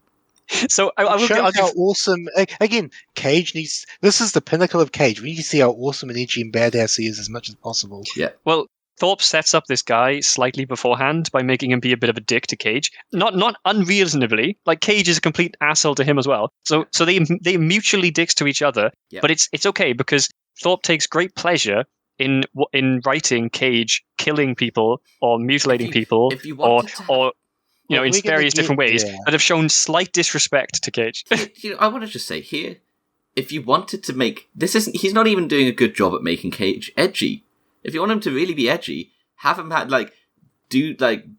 somebody who is actually being nice to Cage and have him chuck him out of the way and leave him to die. Well, he could have already been in the pod. He cannot do that because Cage is edgy enough while still maintaining or trying to maintain the audience's sympathy. How the fuck at this point has Cage got the audience's sympathy? Are we back to the if he has no sympathy, thing? If he has no sympathy, then how does his redemption arc? How does he get his redemption arc? So the redemption arc is literally one line. Can I just say though, is this just the Nazi exploitation thing again? It's fine to have monsters do monstrous things to monsters. Yes. I mean, maybe. Yeah. And of course, the thing is, there's the good monsters who do horrible things for. I hope we never have to talk about Nazi exploitation again. I don't know if we will, but we may well end up doing so, for all I know. There could be other authors who have come from the same background as Thorpe and who write in similar way to Thorpe. I think what I mean though is he's Thorpe's when I say Thorpe takes pleasure in this, so this guy has shown slight disrespect to Cage, and then Cage he goes out of his way to describe the guy. So Cage kicks him in the nuts, steals his gun, gets on the shuttle, and then we see the guy with his face pressed up against the glass of the window, as the escape pod flies away, and then the glass gets vented or something, and he explodes into mist. It's what? Yeah. It's what's the point of this? This is so weird. Well, the point of this is in the last line before that, which Cage says, that's pure survival instinct, and that's what I'm relying on now. Oh, God.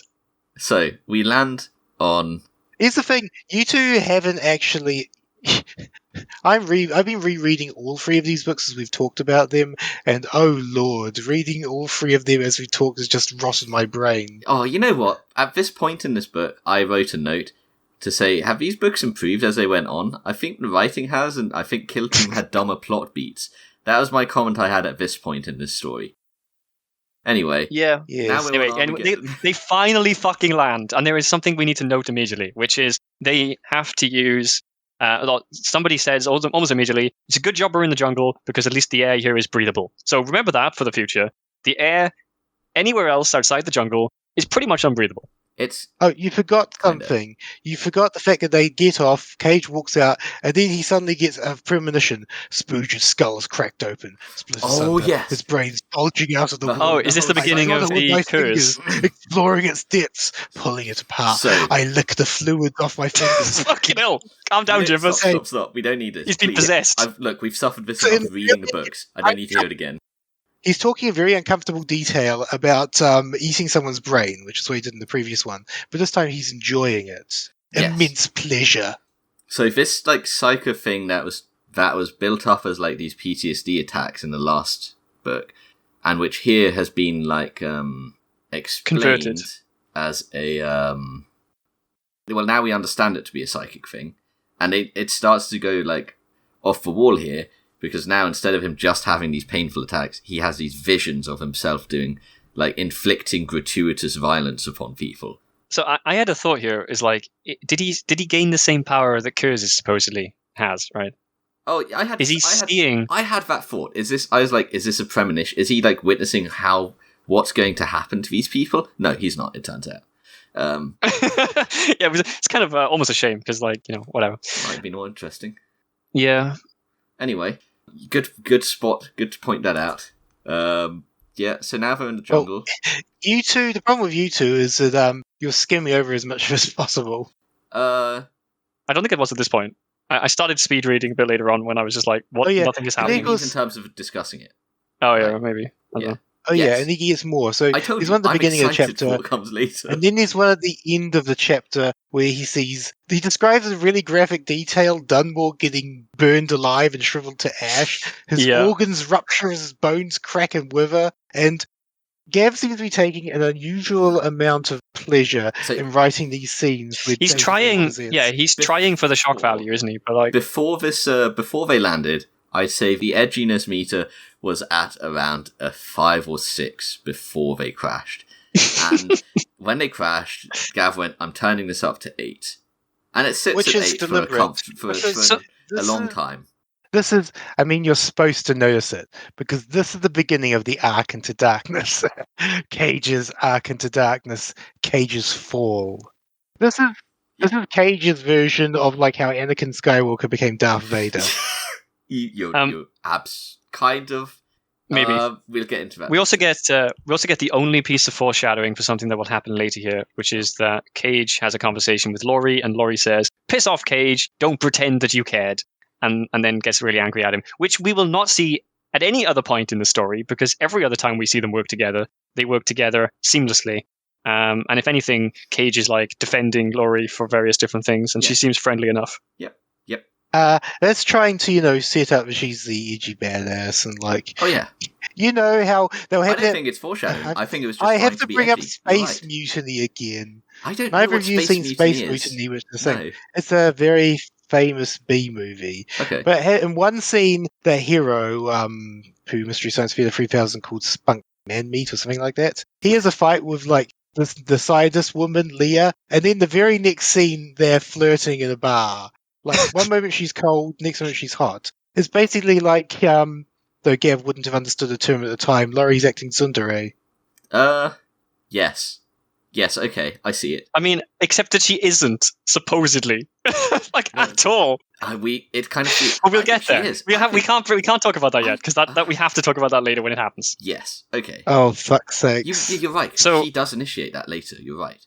Anyway, yeah, so Green Hell, I had to point this out, Green Hell is used here as a term for, as a pun for both the jungle and the orcs. I like that. I don't know why I like that. It was like one of the few good jokes in the entire book. Mm-hmm. So we need to point out they land at Cerberus Base. And Cerberus Base is lifted out of every trope you can possibly imagine. Well, they don't land at Cerberus Base. They have to get there first. And also, we've got a moment. You're cutting ahead here because we've got something that happens on the way. They find a massive crater where some massive explosion has gone off, and then they find the Armageddon Orc Hunters, who are like the Imperial. They're even edgier. They are the Imperial Force's answer to the feral orc population.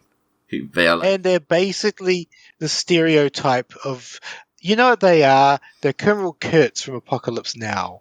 Yeah, okay. Okay. Yeah, if they're like, they've gone native, they've gone kind of rogue. Yes. They're killing orcs and they're edgy and badass. If the Catachan are modelled around Rambo, the Orc Hunters are modelled around Kurt. I see it. No. You know them, they're not done around them. They're... Shit. Cool. Sorry. Neither of you have ever seen the original First Blood, where Rambo is a PTSD who shoots up a whole town and kills a whole bunch of people, and he's not the good guy. And that's these guys. They're not trying to be heroes. They're trying to be the edgy badass. They're not being framed heroically like Catachan are. They're being framed as, oh, look at these edgy soldiers. They're like a lot of those comics about Vietnam. That is kind of the thing, though, is that Rambo is... in spite of what he does, he is framed heroically. And that was my comparison, that Rambo Katachan are framed heroically like Rambo, whereas these guys are framed darker. Like that's I mean, They're framed like they were- Rambo and First Blood. They're darker, but they're Yeah, still okay. they're still relatively heroic, and they still get the job done like very effectively. I mean, we see here that they ambush a group of like 50, 60 orcs or whatever it is. Oh yeah, And they that's more of a comment on them in the fluff than on them in this book. maybe. I mean, they absolutely annihilate the orcs with the help of the last chances. Yep. So it's also worth noting that like from this point on, there's part of their group. So there's Laurie, there's Cage, there's the Colonel, and their group includes. Well, I mean, part of the main last chances, right? It includes Spooge, who's the like the sort of administrator guy who somehow got like wrangled into this because he was near enough to the escape pod. There's also the navigator who helps them destroy the demon navigator, who like hates them, who's like superior as fuck, and turns out and is just like wandering around basically saying, "But I'm a navigator. Why the fuck do you want me to fight for you? I have a pistol." And there's the one guy whose name is Brown, whose personality trait is that his name is Brown. No. Brown is the heavy gunner, right? Oh yeah, there's that. He worked. His personality trait was that his name is Brown, and then at the end it's and he likes Spooge. Yes, so there's a funny bit where like obviously Cage sends Spooge to help like Brown with the heavy gun, and Brown's like, "Why have you offloaded this fat fuck with me?" Basically, and literally on like in the next like 2 pages, like Spooge like he's doing something and he has an argument with somebody, and Brown steps in to help him because they've become best of friends because Spooge turns out to be the best loader that Brown has ever had for his heavy gun, and now they're best friends. It's an arc. It's an arc. It's an arc. It's a 2-page arc that is then continued. Every character gets like the most basic, boring arc. The arc is like it's not a character arc at all. It's character shows off their quirk and dies. Yeah. So they meet these orc hunters. They arrive at Cerberus Space. It is like a bunch of tropes. It's basically like it's basically like a bunch of a really like primitive like low to the ground setup. It's like here's a bunch of tents, loads of razor wire. We're gonna show you the way into the camp. Well, most of the base is under a mountain. Yeah, there is the whole thing with So they get a new member, don't they, Was? Yes, and this is honestly fucking retarded. So they have this scene with the Major. This is Gav Thorpe's attempt at writing Melchett. Melchett? The Major, Blackadder's Melchett. You know, we commented on the general who is Melchett in the Gaunt's Ghost books. And this is Gav Thorpe's attempt at writing that. He's a bumbling, incompetent idiot to a point that it's funny. He's all like puffed up and putting on a show. He's meant to contrast with the Colonel, Schaefer, the badass. Yes. So this is also where we get information that Schaefer is potentially commissariat. Yes. This is where it's explained, I guess. I still don't know what penal legion law actually is at this point because I've never had the inclination to look it up. But the impression I get after reading this is that penal legions are like partially a commissariat function. Yeah, so the setup is that because let's be honest, Gav Thorpe helped write the fluff, so it's most like here's an interesting thing. You say you don't know the fluff, you do know the fluff because all the fluff is here. Gav Thorpe wrote it. Yeah, but the thing I want to say there is though, like at no point in the previous 2 books was it mentioned it's a commissariat function. Only now. It makes sense. Yeah, no, this is the only mention that he's potentially part of the commissariat. Here's the other thing. Yeah. These books are also creating canon as well in some regard. So maybe it's at maybe Gav Thorpe had this idea and he's like, I'm going to put it in here. And maybe he got some of his buddies at Games Workshop to put it in the fluff material as well. Maybe he went, why didn't I do this in the first place? Of course the penal legions are going to be involved with the commissariat. Yeah. And then... So the setup of the scene is basically the leader of the guys that they found in the forest. What the fuck are they called? Was the Armageddon Orc Hunters? Yeah, the Armageddon Orc Hunters. That's it. The leader of the Armageddon Orc Hunters was called back to the base to defend against the orcs, but he disobeyed the order because they were in the middle of an operation and they found the last chances. The commander is kind of pissed at the base. He still likes the guy. He's obviously still very useful to him, but he's kind of annoyed. He's like, what am I going to do with you? I'm going to have to punish you in some way, right? And he's like, I could punish you with flogging or whatever, or I could just have you executed. And the colonel is like, well, I have the power to commute any crime, any sentence. So, you could sentence him and I could just commute it. And Lydia's like, okay then. Vine, I think his name is Vine or whatever it is. I sentence you to death instead of just sentencing him to flogging, so that they have like the possibility of a recourse here. He's like, I sentence you to death, and then the colonel is like, okay, well, I guess you can join the penal legion, or we can execute you. And both both Vine and the fucking commander are just like, the fuck. Because clearly neither of them wanted him to actually be taken by the commissar. Yeah, but that's the scene where we set up a cool character that we want to carry on for the rest of the story. So we have to find some way of getting him into the last chances. And so Gav Thorpe made a way of him into the last chances. Except that way is incredibly clunky, incredibly obvious, and makes no fucking sense at all. Yeah, and it relies on the commander of this base, who is the commander and has clearly got there from years and years of fighting and tactics and fighting the orcs and shit. Being a complete idiot. Oh yeah, he is, because he needs to contrast with Schaefer. He's a cool commander. I guess Schaefer just comes off as kind of a cunt yet. And then his justification is, but I need you for the fight. You know what the problem is? You have to take your impression of Schaefer out of your head and just accept Gav Thorpe, what Gav Thorpe was trying to tell you about Schaefer. Okay. I also, aside from the stupidity of what happened in that scene, the way the Major is described is also very tiring. It keeps on having him say something, and then it'll end that line, and then the next line will be, "These last words were shouted at us." And it keeps doing that over and over. Like the commander's... We need to show that the commander is... I don't have an issue with him repeatedly saying that the commander is shouting. I have an issue with him saying the line, "Start a new sentence. That last bit was shouted at us." Well, the thing is, he is using it for a purpose, though. He is using it for a purpose, though. It's like the commander at one point, like half the time the commander is, when he's shouting words, it's not even directed at them. So, like at one point he says, well, it would have been an awful lot better if our intelligence was any better. And he screams that at the map guys who are dealing with the intelligence. so he's basically using the fact he's telling the last chances how much of a shit show they're in to kind of dress down the intelligence officers at the same time. Like he does that like throughout the entire conversation. It's fucking chaotic as hell when you're trying to read it. But if that was done visually, it would work. I agree. Yeah, that's the thing. It would work visually very easily. Yeah. If it was here's the thing, Gav Thorpe, which it is. The biggest problem with Gav Thorpe is he's trying to take something that works visually, all these action movies he's seen, and trying to turn it into prose. And he cannot comprehend that there is something is lost in translation. And what's lost in translation is coherency and meaning.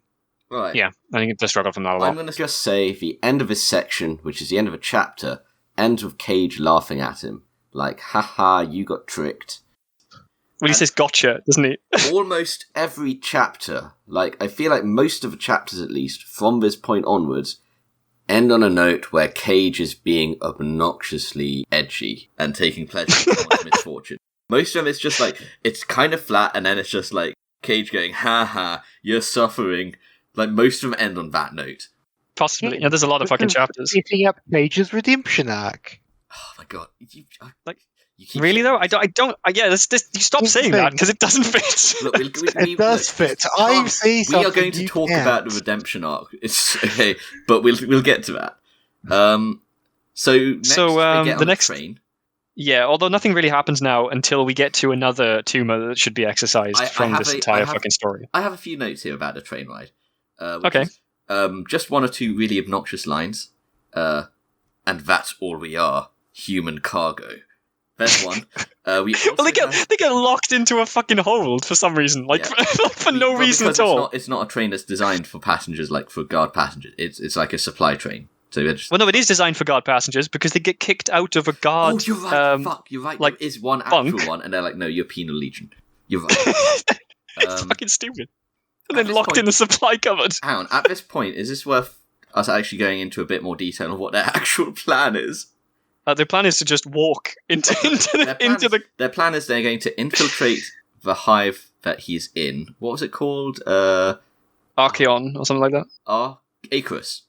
Icarus? Okay. Because everything on Armageddon is themed around Hell. You've got Hades' hive, Icarus, Hell's Reach, Cerberus. Also, we found out that giant crater, by the way, was self-destructing a camp. I forgot to mention that. Oh, yeah. Yeah. I remember.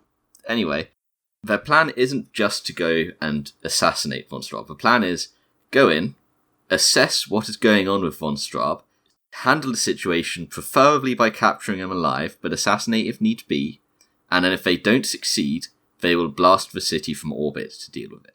And all of this, whenever the actual details, or whenever we're reminded what the plan is, this is framed as a pivotal moment for the entire Imperium. This is framed as this thing here is emblematic of the Imperium's struggle.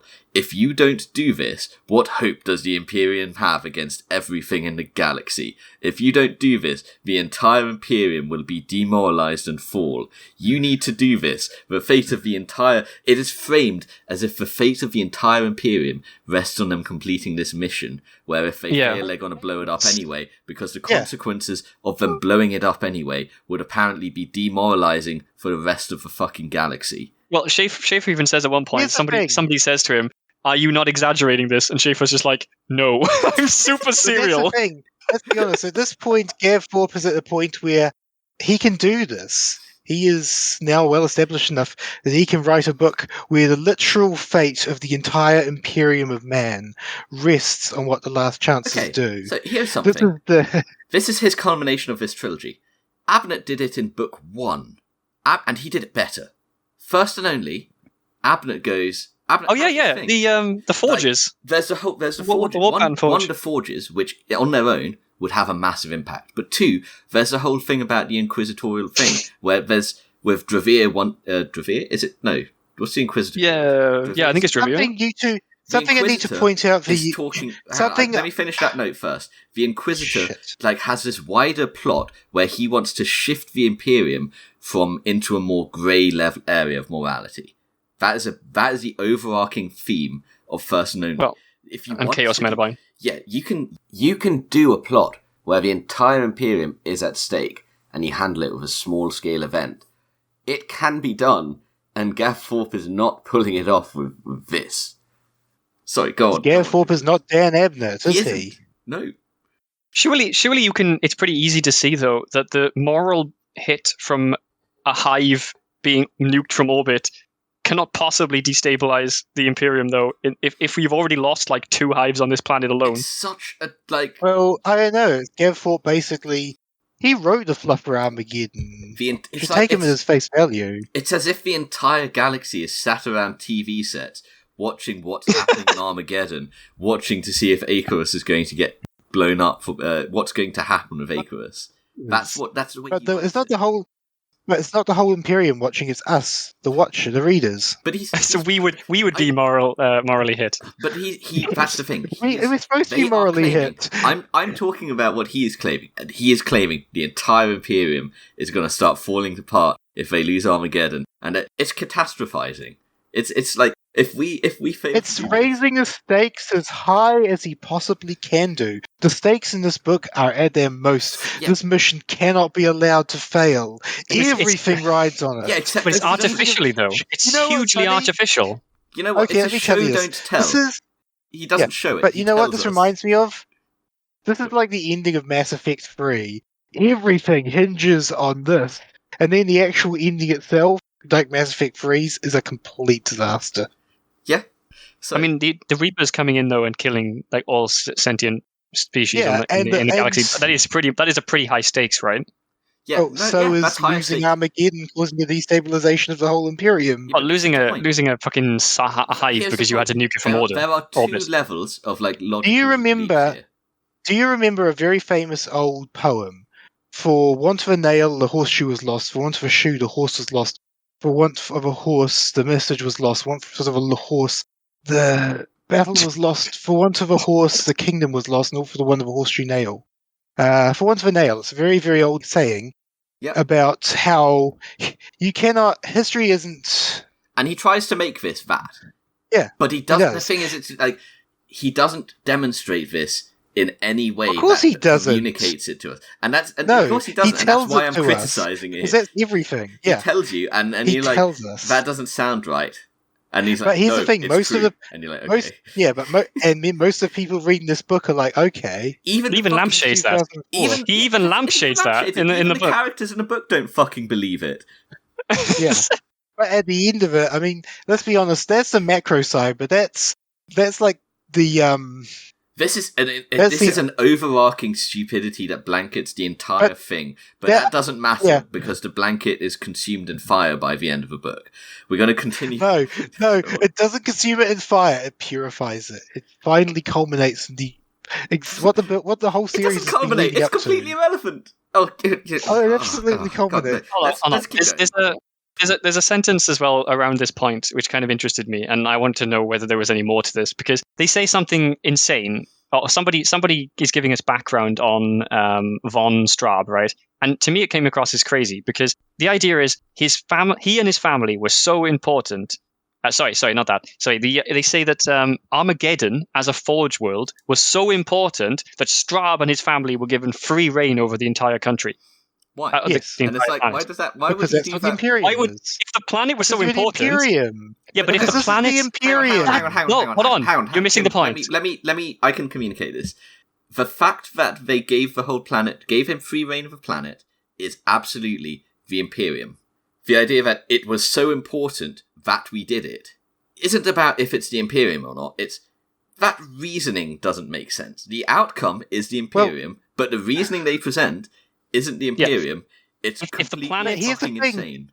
This is not an Imperium of reason. There is no reason. No. To be reasonable at all. The sentence doesn't make sense because if the planet was so important, why would they give it to one guy and be like, this is the reason we're giving it to one guy? Like you can have plenty of reasons. You could be like, Straub is super connected. Von Straub is like he and his family. They're connected to Terra. Terra was like, okay, sure, you can have all this power. Like, but the fact that the planet was so crucial to the Imperium this like is like destiny. Saying, I didn't want to get wet, so I got in the ocean. You don't need a reason to go in the ocean. But if you do want to give a reason for why you went in the ocean, it shouldn't be because I didn't want to get wet. You know? You two are getting twisted up. Here's the important thing. Armageddon didn't become important until after the Second War. Yeah, but that's not what the story says. This is a direct line. Yeah. Anyway. Gaffel wrote the stuff. He knows this better than we do. Can I? Yeah, but that's what he says there. I'm just confused by what you're arguing because that's literally what it says. Do we want to go back to the train? I don't know. Do you want to talk about the feral orc ambush? Oh, before that, I want to talk about the scene with Laurie, where Cage goes full simp mode. Don't go throwing words like freak around. Oh yeah, okay. He literally says that line. Is that the scene where we get the big reveal of like one of Gav Thorpe's favourite bits of Fluffy edited into 40k? Don't know. I know somewhere in here he actually bothers to explain. Let me see. I think that might be later. I'm not sure. Yeah, that's much later. Okay. I've got it in my notes here. But at this point, he's like, somebody says mean things to Laurie, and it's like, don't go throwing mean words like freak around. So this is actually incredibly important because this undermines something that happens later as well. So the fact that Laurie sees and Cage react so badly to that word, and Laurie sees this, and he can't possibly have an ulterior motive that she can know of, other than the fact that he does, because Cage's motive here is Cage's motives, according to Cage, is that he's trying to stop Laurie killing the guy who just said this. So he steps in and punches him in the face first before Laurie literally rips out an eye or chops off his legs or whatever. Which is reasonable. That's actually a reasonable interpretation because we know she probably would. But she sees him react like that and defend her from such accusations. So remember this because it'll be important later. Okay. He also, I think this is part of the same sequence. He starts talking about their behavior being embarrassing and says about Schaefer, he'd probably shoot one of you, and I don't blame him. That's dumb line. Yeah. Okay. Yeah. So the feral orcs ambush the train. I also had a comment here about his visions, which is that they're very edgy, but like the description of the warp, they are actually quite visceral. They are descriptions of things that he shouldn't be describing, but they are very... Oh, this is after the train I made this comment. After the thing I made this comment. I know. Well, you just get more of them. You're right about all of them, though. All of the visions are the same. They are very visceral. They are well-executed things that should not be. decisions. And that's the entire. And again, Would you I agree with think that? this is very much according to his plans. Yeah, but no, hang on, no, you missed what I just said. My point there was that they are better executed in terms of how well they are written than the rest of the book. That is not according to his plans, unless his plan was to write the rest of the book badly to contrast them against. I mean, maybe. I mean, like Well, the that's beginning. Like, I'm just So go on. saying, the actual descriptions he gives, I find this weird. I'm realizing this as we talk about this, and also with the Talbot in the last book, that there are sequences. I think there are things Gav Thorpe can write about where he has like a strength he can play to. It's just that he spends most of his time not playing to these strengths, and instead doing all of this guts and stupid gore shit. and sadistic shit is But like his let's bread be and butter. honest. Yeah. Go on. Sorry, go on, Jim. Did you have something to No. You just gave up. say? He's like, Oh my god. Well, no. Here's the thing. I can only keep one particular plot line of this book in my head at any one time. I'm Yeah. keeping the only one that I think is important. I oh, One the that I redemption think arc. is yes. I didn't The even culmination of have. the whole trilogy. I didn't even have a note about the actual ambush. It was just such a non-event to me. I was like, do I Well, have so anything to this write? bit was interesting because we actually see feral orcs to start with. It was secondly interesting because Cage works with Laurie very seamlessly, and they seem to get on relatively well here. It was kind of important in the sense that we actually see the the navigator being able to like at least somewhat fight, so he isn't like completely incompetent when it comes to fighting. It still doesn't really make much sense that Schaefer seems so intrigued in bringing him with it. Although the thing is to note is that he has a superpower that he could use at any point here, but he doesn't really use it yet. Is this which superpower Well, are we talking about? He has the best stun grenade imaginable that would probably kill most of the people who he hit with it, which is his eye. Yeah. At any point, he could just like pull back his headscarf and nuke the entire area with like warp vision or whatever the fuck this is. The navigator could do that. He doesn't use it yet, though. I just remembered there was something else to say about Laurie, which is there is one sort of, it's a very flat note, but there is like one other like aspect to Cage with this, which is that I think he views Laurie as one of the last, like one of the only, he has a connection to her because she's one of the only other remaining last chances. Oh, and he points out how relieved he was. Like, 'cause this is the thing. She says that he doesn't care, and there's a moment where I got like huge fucking Nathan Fillion vibes from that meme where he's just like, and then doesn't say anything. So like, It's like Cage has this. He has this fucking moment where he could have gone for like some recompense, where he could have said something like, you know, you are like, I was very relieved when I finally saw you because like you were the only surviving thing from that fucking disaster mission other than me. It's a very sort of, this is to Gav's credit, this is a very sort of human sort of irrational thought, rather than just characters being completely batshit insane. But she has this irrational thing about like, you left me to die. That's Not not yet. what happened. Oh, okay. She doesn't have that yet at all. That's the thing. Well, like, it comes out of fucking nowhere later. We'll get to that. Yeah, okay. Yeah, do we have any other thoughts about the Feral Orcs? The convoy ambush, or is that just... I know, I mean, they're just interesting. Like, they have, like, machetes and shit, or, like, axes, and they don't have guns or anything. Sneaky. They were particularly sneaky orcs. Yeah, it's kind of cool. Fine. I hadn't seen them before, so it was interesting. And then we keep going, and it didn't matter. Well, I don't know how they moved the boulders. Don't Cage like leaves some booby traps under some rocks, but like I don't know if they actually moved the boulders off the track or anything. Oh, they do. You know, do. That happens. you two forgot because the camera the follows Cage while other people move the boulders, so you don't have to think how they did it. That makes perfect sense. You two completely forgot the sections where there are the really clunky callbacks to the previous films. Remember Constantium? Remember when we did all these things? Remember? Yes. Like all the of this callback. with him with Laurie, he keeps being like, we had this time together. Yeah. Oh, so where's this Coriatorium face? Nowhere. It isn't anywhere anymore. Not even a pile of ash to remember to mark the spots. Gee, Laurie, I thought we weren't supposed to talk about that. Was that Laurie who said that? Yeah, That I was was like, you said that. Yeah. Because he's the only one remembers that they were supposed to be sworn to secrecy. Yeah. But also, she's literally just said, yeah, there was a place called Coatanorum, and now it's nothing, a pile of ashes. That's not very good secrecy. If No. anybody But of knew course what we get- Coatanorum was, then it's like, ooh. And we get another, like, there is always last resort, a fallback plan. What if we can't take out Von Straub? The colonel doesn't answer straight away. Steve looks at each of us. He's our full attention. Because something was at stake. Oh wait, we talked about this. No. Shit. No, go for it. Go for it. No, Say it we again. just go on the Say big it. loop. Read We the just go line. on the completely Read the line. loop. Read the line. Which one? Just what he said immediately after that. What does the Colonel say? What if they fail? What's the fallback plan? Oh shit, I lost the page. If I remember right, the fallback plan is we failed and the Imperium's basically fucked.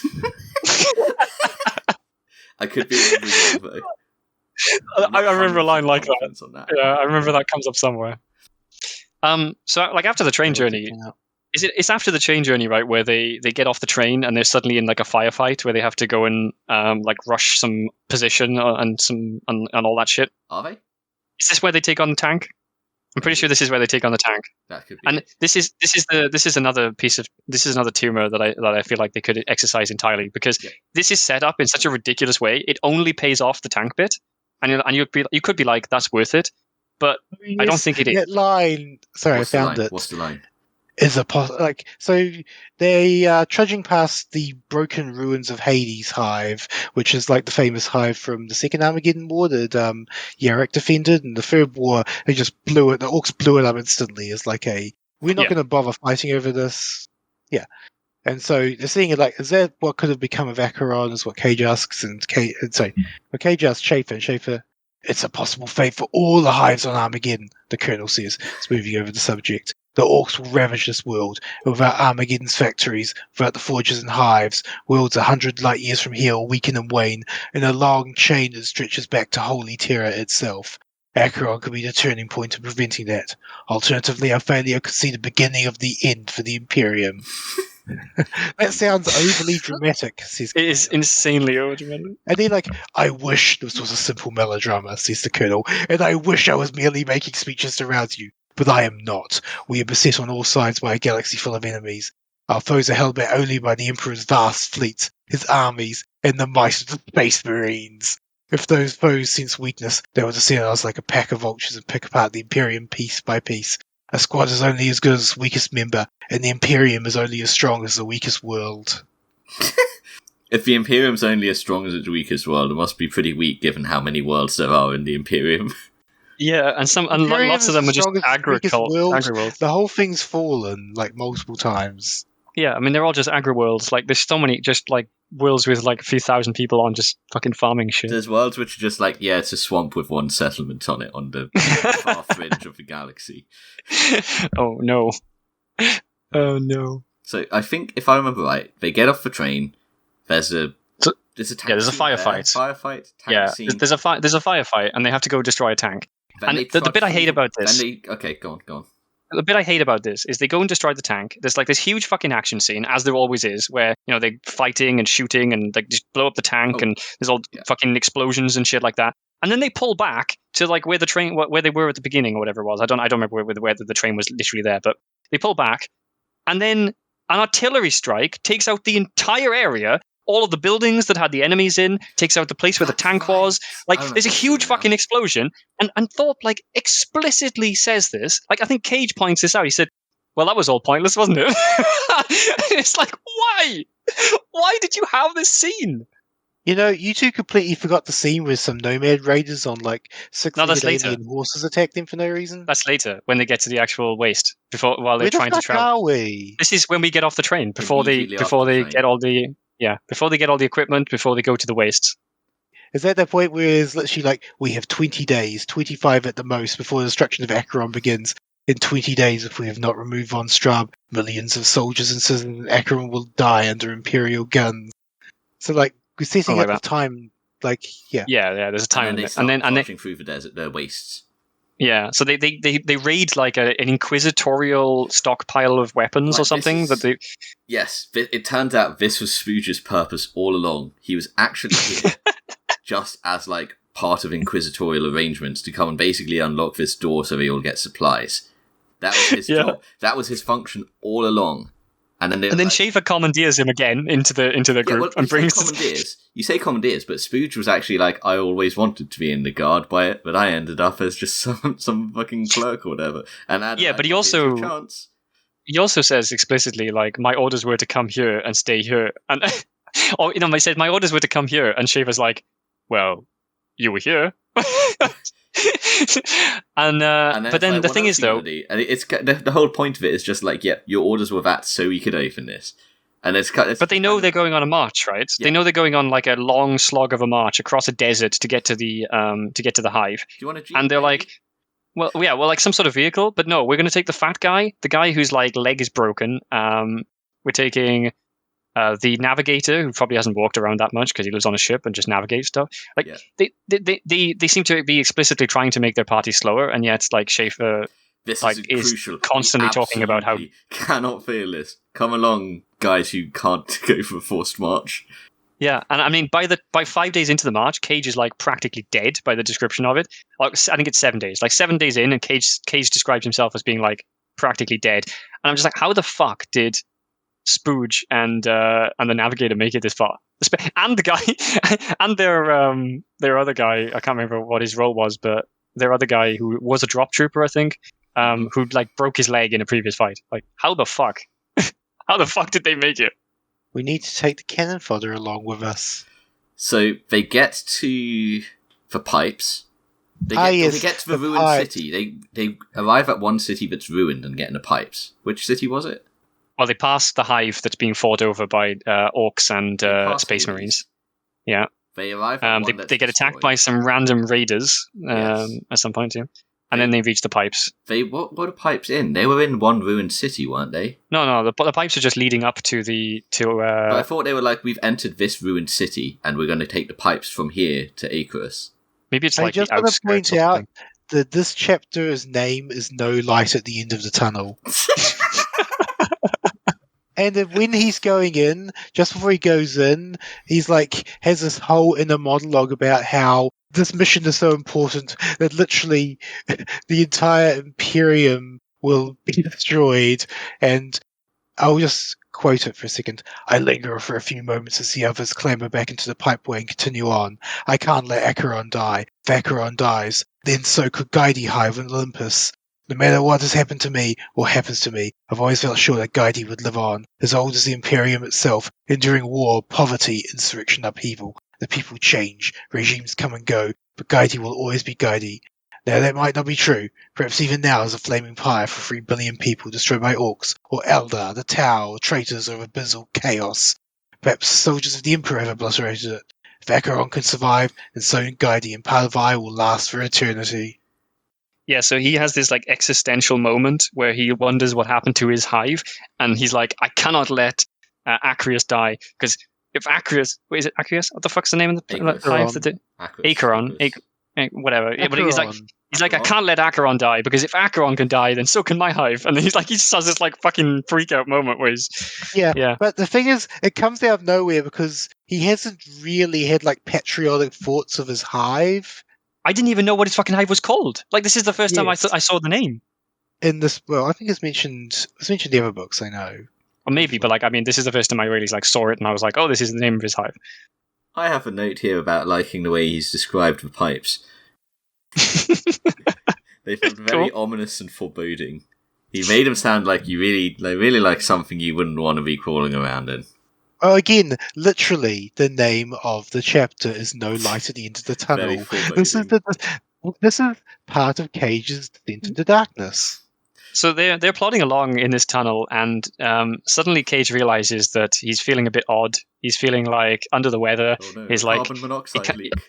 Well, yeah. So he realizes it's gas, and he suddenly shouts gas, and like everyone's like struggling to put on their fucking like visors and stuff. And right, so we've seen Cage's character at this point. He's all about survival, his own survival. He doesn't give a fuck about anyone else. Well, like any work, he needs to do that because they want to just show him off doing something heroic. Yeah, exactly. He's not a hero. He's not a hero until like random fucking moments of heroism. So in this scene. It turns out that the guy whose like leg is fucked, who somehow made it across this entire desert, his mask has a crack, so he's about to die from the gas. Right. This guy, incidentally, this is the guy that like Schaefer tricked. Like, this is Fen or whatever, isn't it? That Schaefer tricked. Oh, sorry, you're right. It is Fen, but it's Fen and not the fucking guy with the broken leg. Yeah, you're right. It's Fen. Through so much shit here.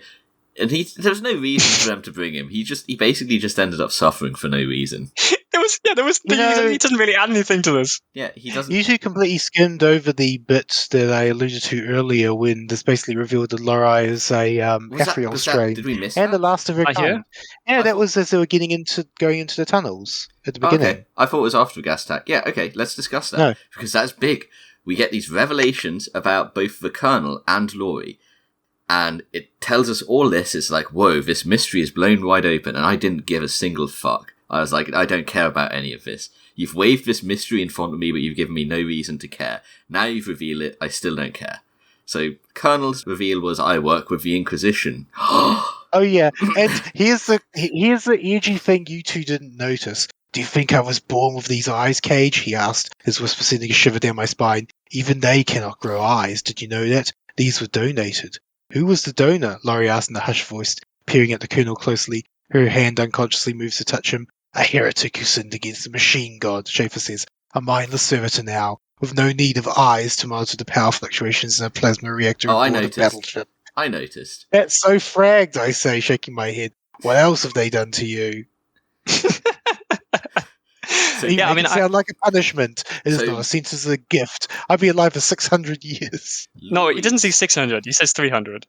300 years. So Laurie's revelation is that she is a vat-born human made with the DNA of Macarius. Macarius, who is like Who the fuck is Macarius? So he's an imperial saint, isn't he? Now, I'm not sure, but he He is Alexander the Great in space. He is literally Imperial Alexander the Great. In fact, his entire story is very obvious. Here's a fun fact. There is, in fact, a series of books about Macarius we will read later, written by William King. Yep. I've never read them. The Space Wolf books are the first William King books I've read. So I'm actually kind of excited to read those Macarius ones now after reading that. We'll get to them. Because I sort of imagine they are going to be pulpy military fiction, kind of, as opposed to the pulpy space marine sci-fi fiction. And I imagine it'll be good pulpy fiction. We'll get to them, and I'm looking forward to that. But yeah, Macarius is a famous war hero of the Imperium.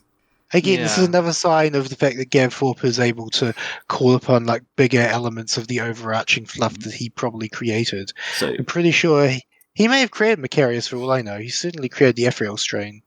Well, I mean, in this case, so Laurie is like a vat-grown child Laurie of and Macarius, Laurent, right? which is why they both had this weird, you two look very similar and you're artificial beings. And it's revealed that basically these were put about in a whole bunch of places and nobody wanted them. They grouped them together and then there was only a few. Yeah, this is the fucking crazy thing. They created these basically holy fucking warriors that are super genetically modified to be really good at fighting.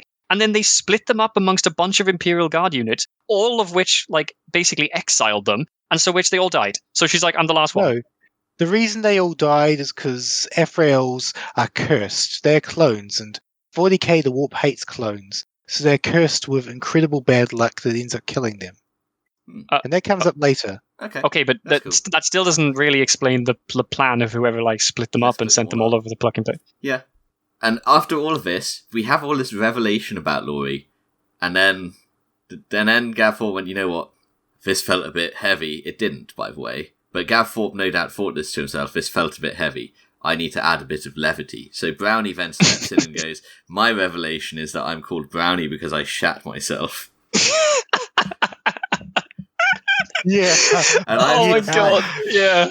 It's just it was if it had been and funny, they all take it really straight as well. It's so fucking weird. If any of that had actually had the emotional impact that it was intended to have, it would have been like Whiplash. But none of it did. I was just like, okay.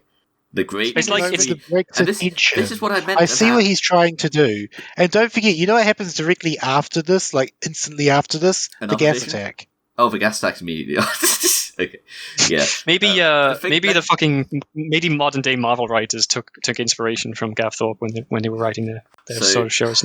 Okay. Here's the thing, Dan Abnett was writing for Marvel at this time. He was doing Guardians of the Galaxy, I believe. Huh. So interesting.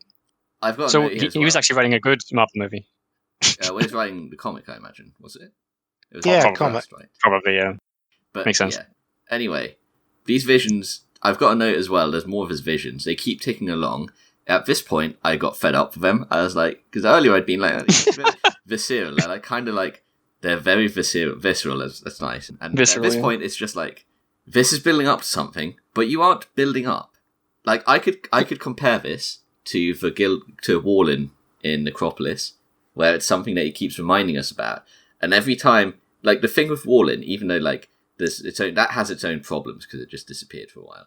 But with Warlin, every time something happened, it's just ticking closer, it's counting down towards something happening. This isn't. It's just the same thing happening over and over again. It's like, hey, don't forget, it's happening again. It's counting down. It's supposed to be counting down. It is happening again. That's the thing. He's not writing. Every time it he's happens. not. Oh.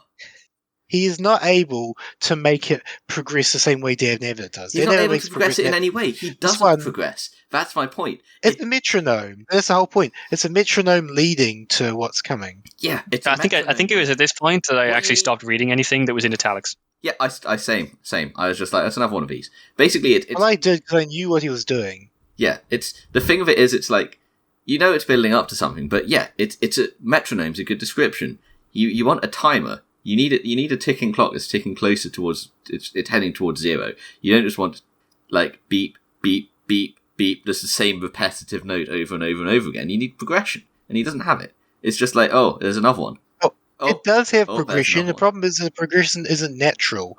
You know when the progression is when Cage takes his next step and is down. Okay. Yeah. It doesn't. Okay. Yeah. So, but that's it's a sudden step upwards, isn't it? It's not like an actual progression. Divisions aren't progression. Yeah. That's my point. Divisions aren't a progression. It's just like, oh, we set the edginess meter up to 8, and then it just stays at 8. It's just tapping the little sign saying the edgy meter is on 8. That's every time. But that's the thing. This thing doesn't progress in an arc. It progresses like stairs. It progresses We're gearing up to the next step. No, it doesn't. It progresses like a fucking cliff. The stairs go up or they go down. This is like I said before. It's a train. It's at rock bottom. But it is going up. No. It's a flat line. Going in a direction. My interpretation of this as it was going along was a completely flat line of these random bullshit fucking visions, and then out of fucking nowhere, there's like complete insanity, which we will get to shortly. Very shortly, because they exit. They have like a few scenes where it's like, oh, we had to climb outside the pipe and then get back in the pipe. Well, I mean, the culmination of the gas attack was that Cage sprints along the pipe ahead of everyone else, carrying the guy with the crack in his mask to save his life. Until let out of a thing. Yeah, almost killing himself in the process. Well, then he sort of like he rests for a while the others catch up. Yep. And like, there's a really weird scene here where Cage is like, he looks to the Colonel for approval. He's like, Colonel, I saved your troop. And the Colonel just ignores him entirely and walks past. It's such a fucking weird scene. So, right, they make it through the pipe and they get to the hive. First thing they do, they find some traders and kill them all except for one.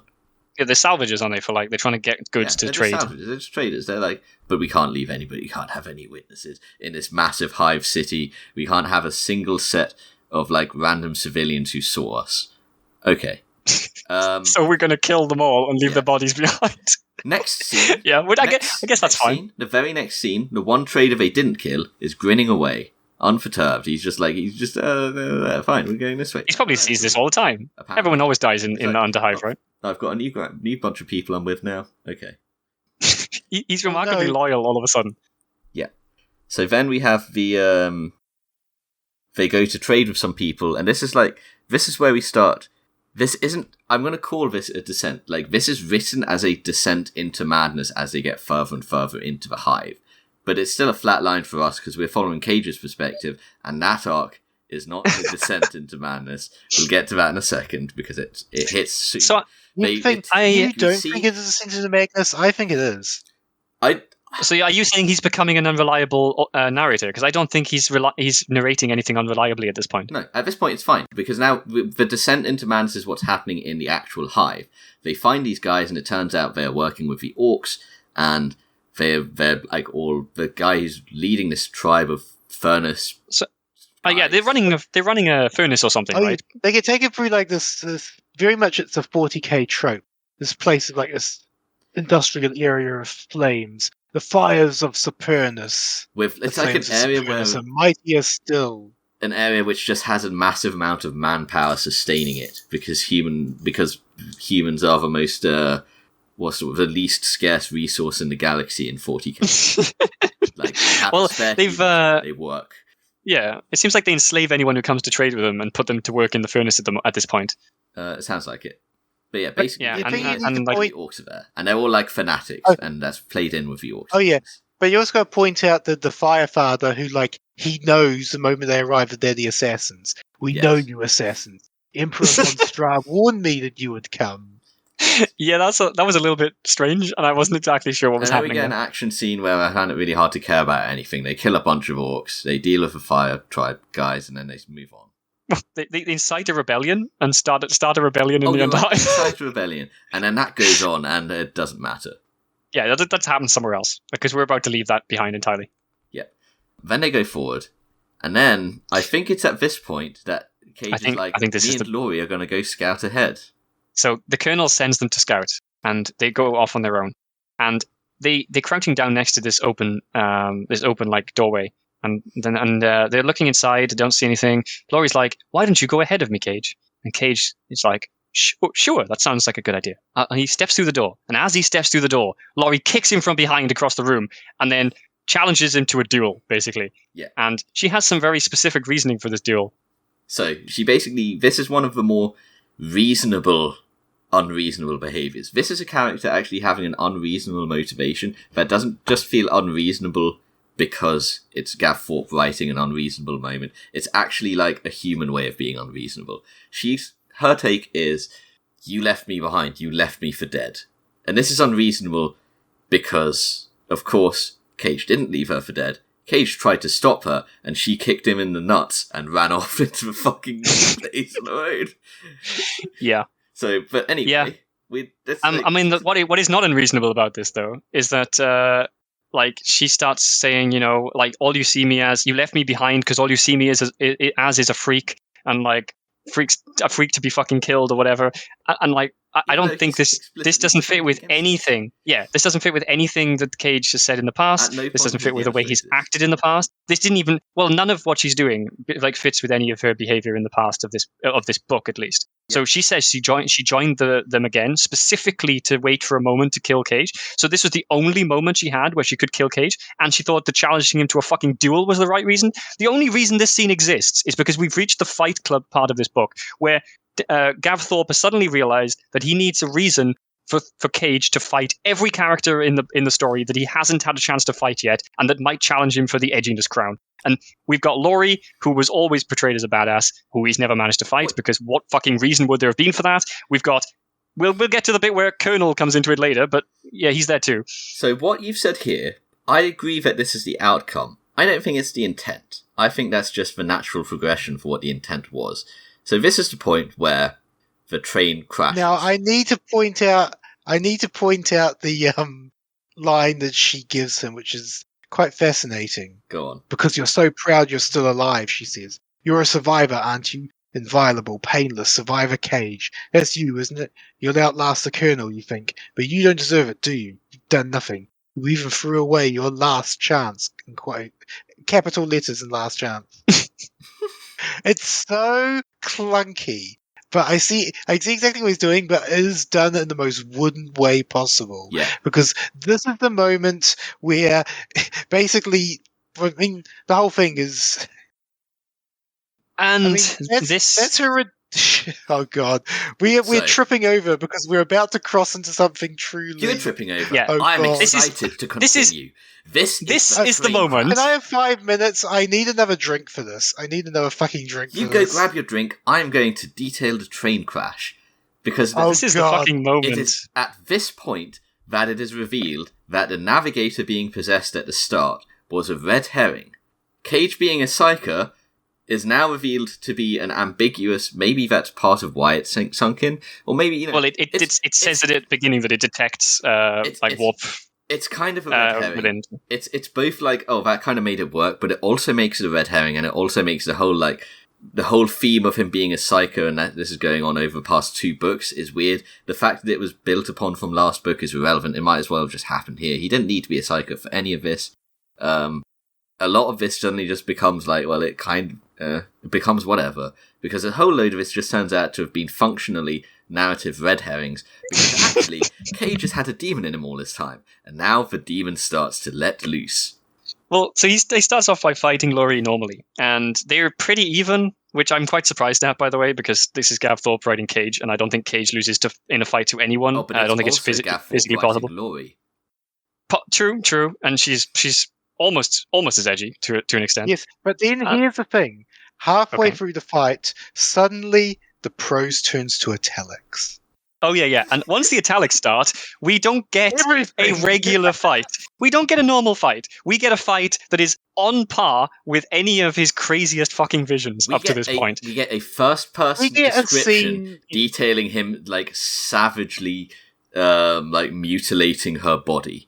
Well, he gouges her Savagely eyes out, he tearing kicks her onto the her floor, apart. and chases her across the room while she's fucking crawling away blind, and then rips her apart, as you said. And then here's the line in the middle of it that I just fucking have to quote and Quote it. brace yourself. I wonder whether to stop, but the sight of the crimson pattings across her white flesh brings out an urge from deep within Oh me. my god. This is what I exist for. The blood against white flesh again. He did that in the fucking first book, and I commented on it. Well, I assume he's coming back. He's calling back to that, but like this was why? Don't call back to your really creepy descriptions of women. Don't call back to that. Oh yeah. And I don't think it's specifically.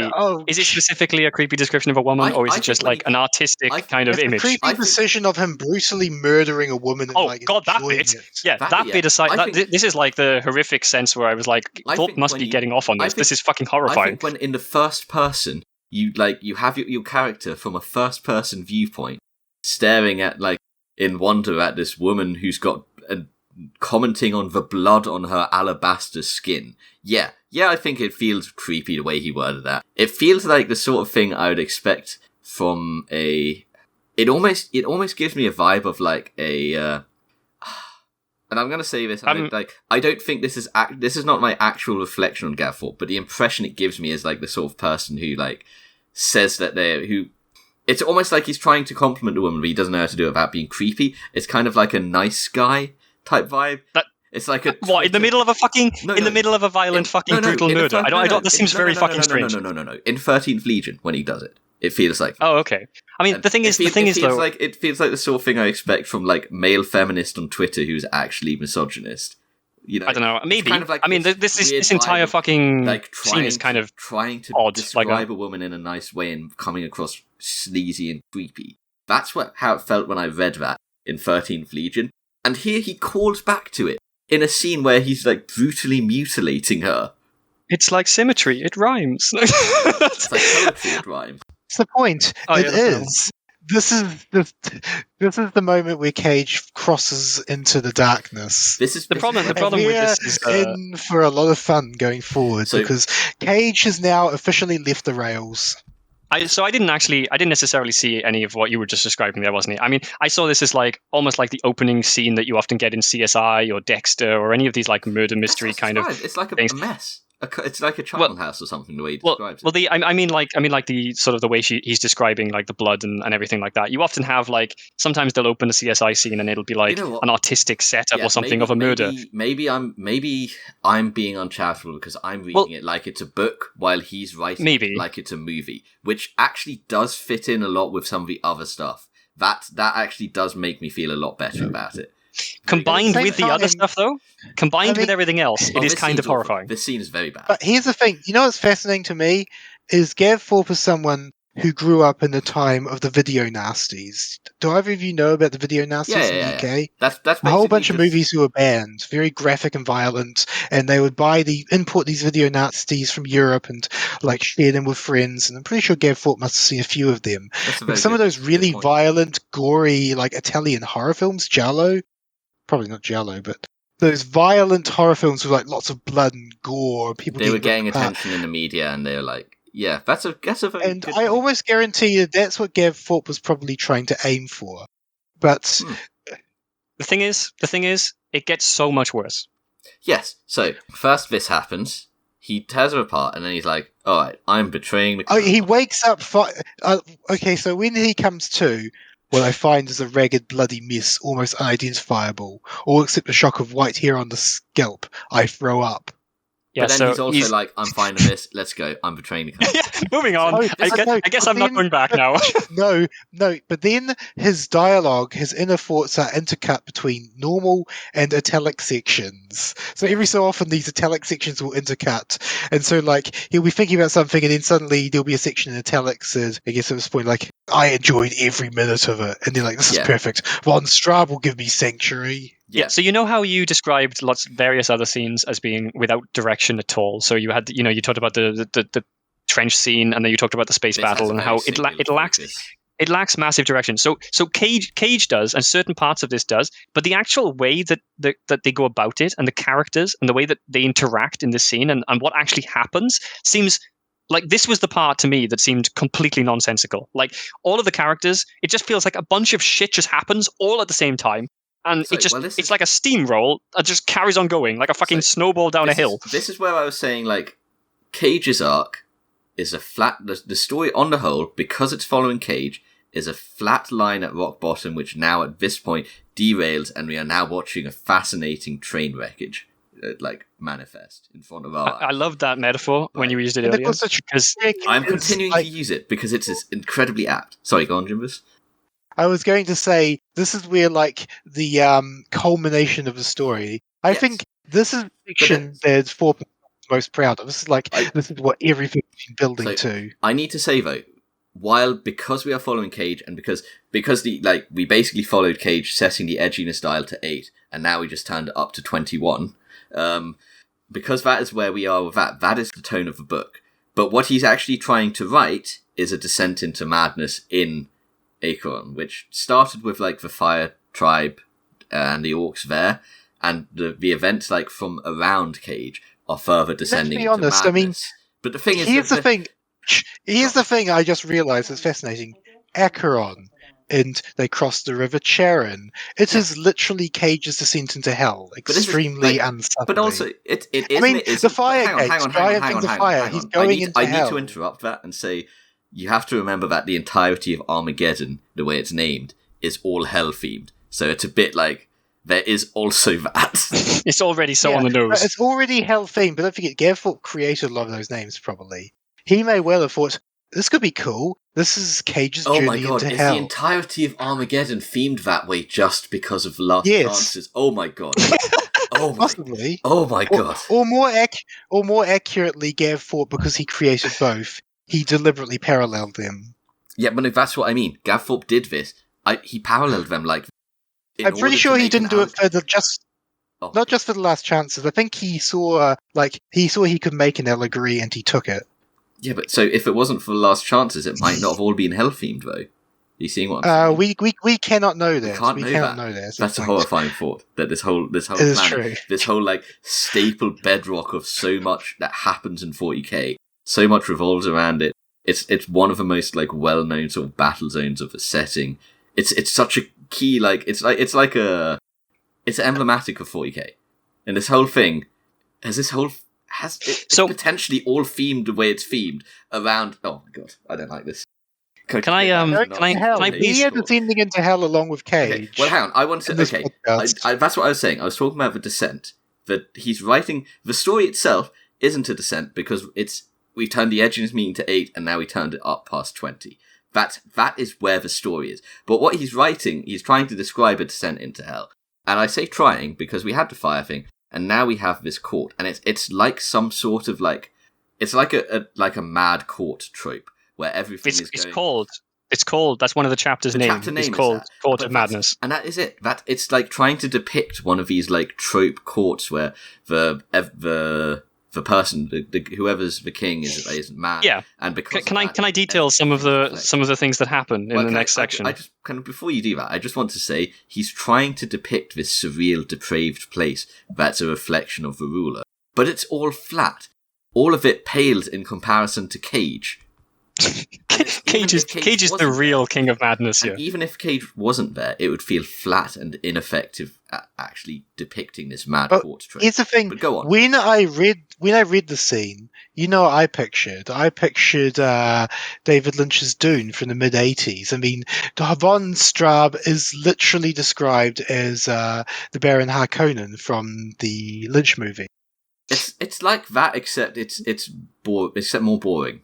Well, of course it's more boring because contrived. he can picture it in his head and he's trying to copy it, but he's copying it in the most flattened. He's copying the way a little child with a paintbrush would copy. I was going to say, Imagine if you got or more accurately, remember like all of these like knockoff movies, knockoff Terminator, knockoff something. In this scene, he's trying to do knockoff Dune. Huh. So your the reason I loved your metaphor earlier is because you said you were talking about the train crash. Was like at about a third of the way into this, I started speed reading it because I was like, there's a lot of shit happening, but none of it lots of it doesn't seem like amazingly like super important. So I was like skipping through little bits, but like reading most of it and generally getting the idea. And then I got to these last like 3 or 4 chapters, and it was so fascinating in a truly horrifying way. Like starting with that scene where he like brutally murders Laurie. Going on to what happens next, if I'd been speed reading this, it would have actually seemed insane. Because, like, if you missed, like, any of the points that happen in between, nothing that is going on in the next section makes any sense. Like, any individual, like, conversation, or, like, somebody saying something, or something that happens, like, if you miss any part of that, anything afterwards makes no sense. Because it is like... Here's the interesting thing. Let's just say, if Dan Abnett had written this, then most of that early part before they got on Armageddon would have been cut off. The entire, like, arrival at the hive, the hell metaphors would be done a hell of a lot better. The thing is, Thorpe is squeezing an entire novel into the last couple of chapters. Everything before it was pointless filler to build up and lead to this point of the story, where Cage loses his mind, and he begins... his descent into darkness just... It's like a roller coaster into your own grave. I can't call it a roller coaster, because it doesn't... When you call something a roller... We call Kill Team a roller coaster. Because it had troughs, it had peaks, it had troughs. This doesn't have peaks and troughs. I can't call it better, but I also can't call it worse because I was so much more fascinated and actually wanting to read more than before. It's kind of like it's so much worse, it's better, but it's not just so bad, it's good. It's eyes glued. Horrifying. It's a train wreck. It's horrifying, but it's so fascinating you can't look away. You aren't fascinated by a train wreck because it's better or worse than a train actually operating. Well, it is worse. It is worse than a train actually operating. Point. It is meant to be a train wreck, although it's like this isn't a train wreck in the way he meant it to be. Yeah. So can I go through some like detailed? So can I go through some points quickly to describe what happens in the next, just so we have a little bit of a through line. And you can stop me at the end. So I pointed out that so after killing Laurie, he defects. He abandons and he goes from... Yeah, this is what I'm going to go to, though. This is the point. Yeah, let's go. So we're gonna go there, and you can stop me. You can get to the end, and we can go back if you want to talk about any in detail. Well, stop me if you misses something important. Sure, if you see something in the middle, like so, he goes to the guards that are hiding out in front of where the leader is, the king big bad. We didn't talk about the fact that their guide, somehow knows exactly where the leader is, even though they didn't know this. Everything about the Underhive. Or even the Hive, because obviously this is not just the Underhive. But anyway, so he approaches the guards. He says, "I have information. I need an appointment with Straub." He gets given an appointment with Straub. He goes through. He gets searched. They take all of his stuff. He gets given some basic clothes. He goes in to meet Straub. He meets Straub, tells him literally everything about the plan, including the Inquisition, all of the shit. He actually defects, truly, and fully. Straub's like, okay, go. He leaves. Turns out Straub's bodyguard is actually also a defector, and they're contact from within the Hive. He wants to get Straub out. Cool, okay. Then he gets thrown in jail. You got something wrong there. Did I? Yes. What's that? The contact isn't a defector. He's still working with the Inquisition. Because you have to remember, the Inquisition... Sorry, I mean defector from Straub. Yeah, no, you're right. He's on their side. He's like, he's also he's a defector from Straub and working with them. Yeah. So and him and Cage have this weird interaction where Cage is defecting from the Colonel. This guy is with the Inquisitor and the Inquisitor's plan. Yes. This guy is... And the guy doesn't recognize this. This is never... This incongruency is never addressed. And... they both still have the same motives of, we want to get you out of here now, Straub. Why? Cage literally doesn't fucking care at this point. Cage is like, whatever. We'll help get you out. I'm on your side now. We'll help get you out. And the other guy's like, I'm on the Inquisition side. I'll help get you out. Straub, incidentally, it turns out, actually knows a bunch of this. He's not... The reason he's... Well, we find out that in a bit. That comes in a little bit, yeah. So Cage gets thrown in jail, and then Cage wakes up the next day. You also have to remember that the stuff that Cage says that, like, It's Because edgy. Cage It's is still cold having steel. his demon moments. Yes. So there's a demon moment where he's like, "You can stop the Colonel with my help." And at the end of that demon moment is when Von Spink smashes him over the head with the butt of his pistol. So a lot of the times where Cage like sort of he slips into those demon moments, you're just saying like he becomes very persuasive. Like he pulls off like some weird persuasion on a character. Like in this case, he's trying to persuade Von Straub that he can do something, and it doesn't always work, but it does most of the time. Like there'll be various examples of this later as well.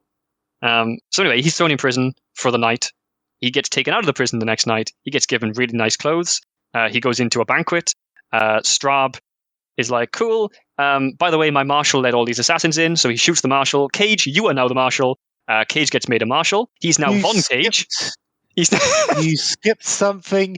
You two skipped something. It's coming up. It's not you. I haven't skipped it. It's coming up next. You have skipped it. What? Go on. What have I skipped?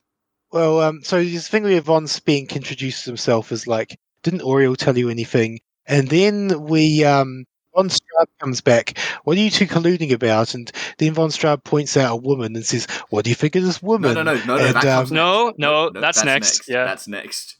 So he actually says when he gets to that bit, he actually says, "What are you colluding about?" And he says, "Cage was just telling me his plan to guard the city and protect you or whatever it was." So they have that scene. Cage is now Von Cage because everyone has to be Von something. That is apparently the rule of the hive. it's a Von Straub. Then Cage is forced to get so he doesn't like his current clothes. So the Von Straub says, "I have new clothes for you. You should put these on." And Cage is like, "Here in the middle of the court." And Straub is like, "Yes." And then there's a scene where Cage undresses and various women come up and talk about his dick, and then he puts his new clothes on. We're not missing anything yet.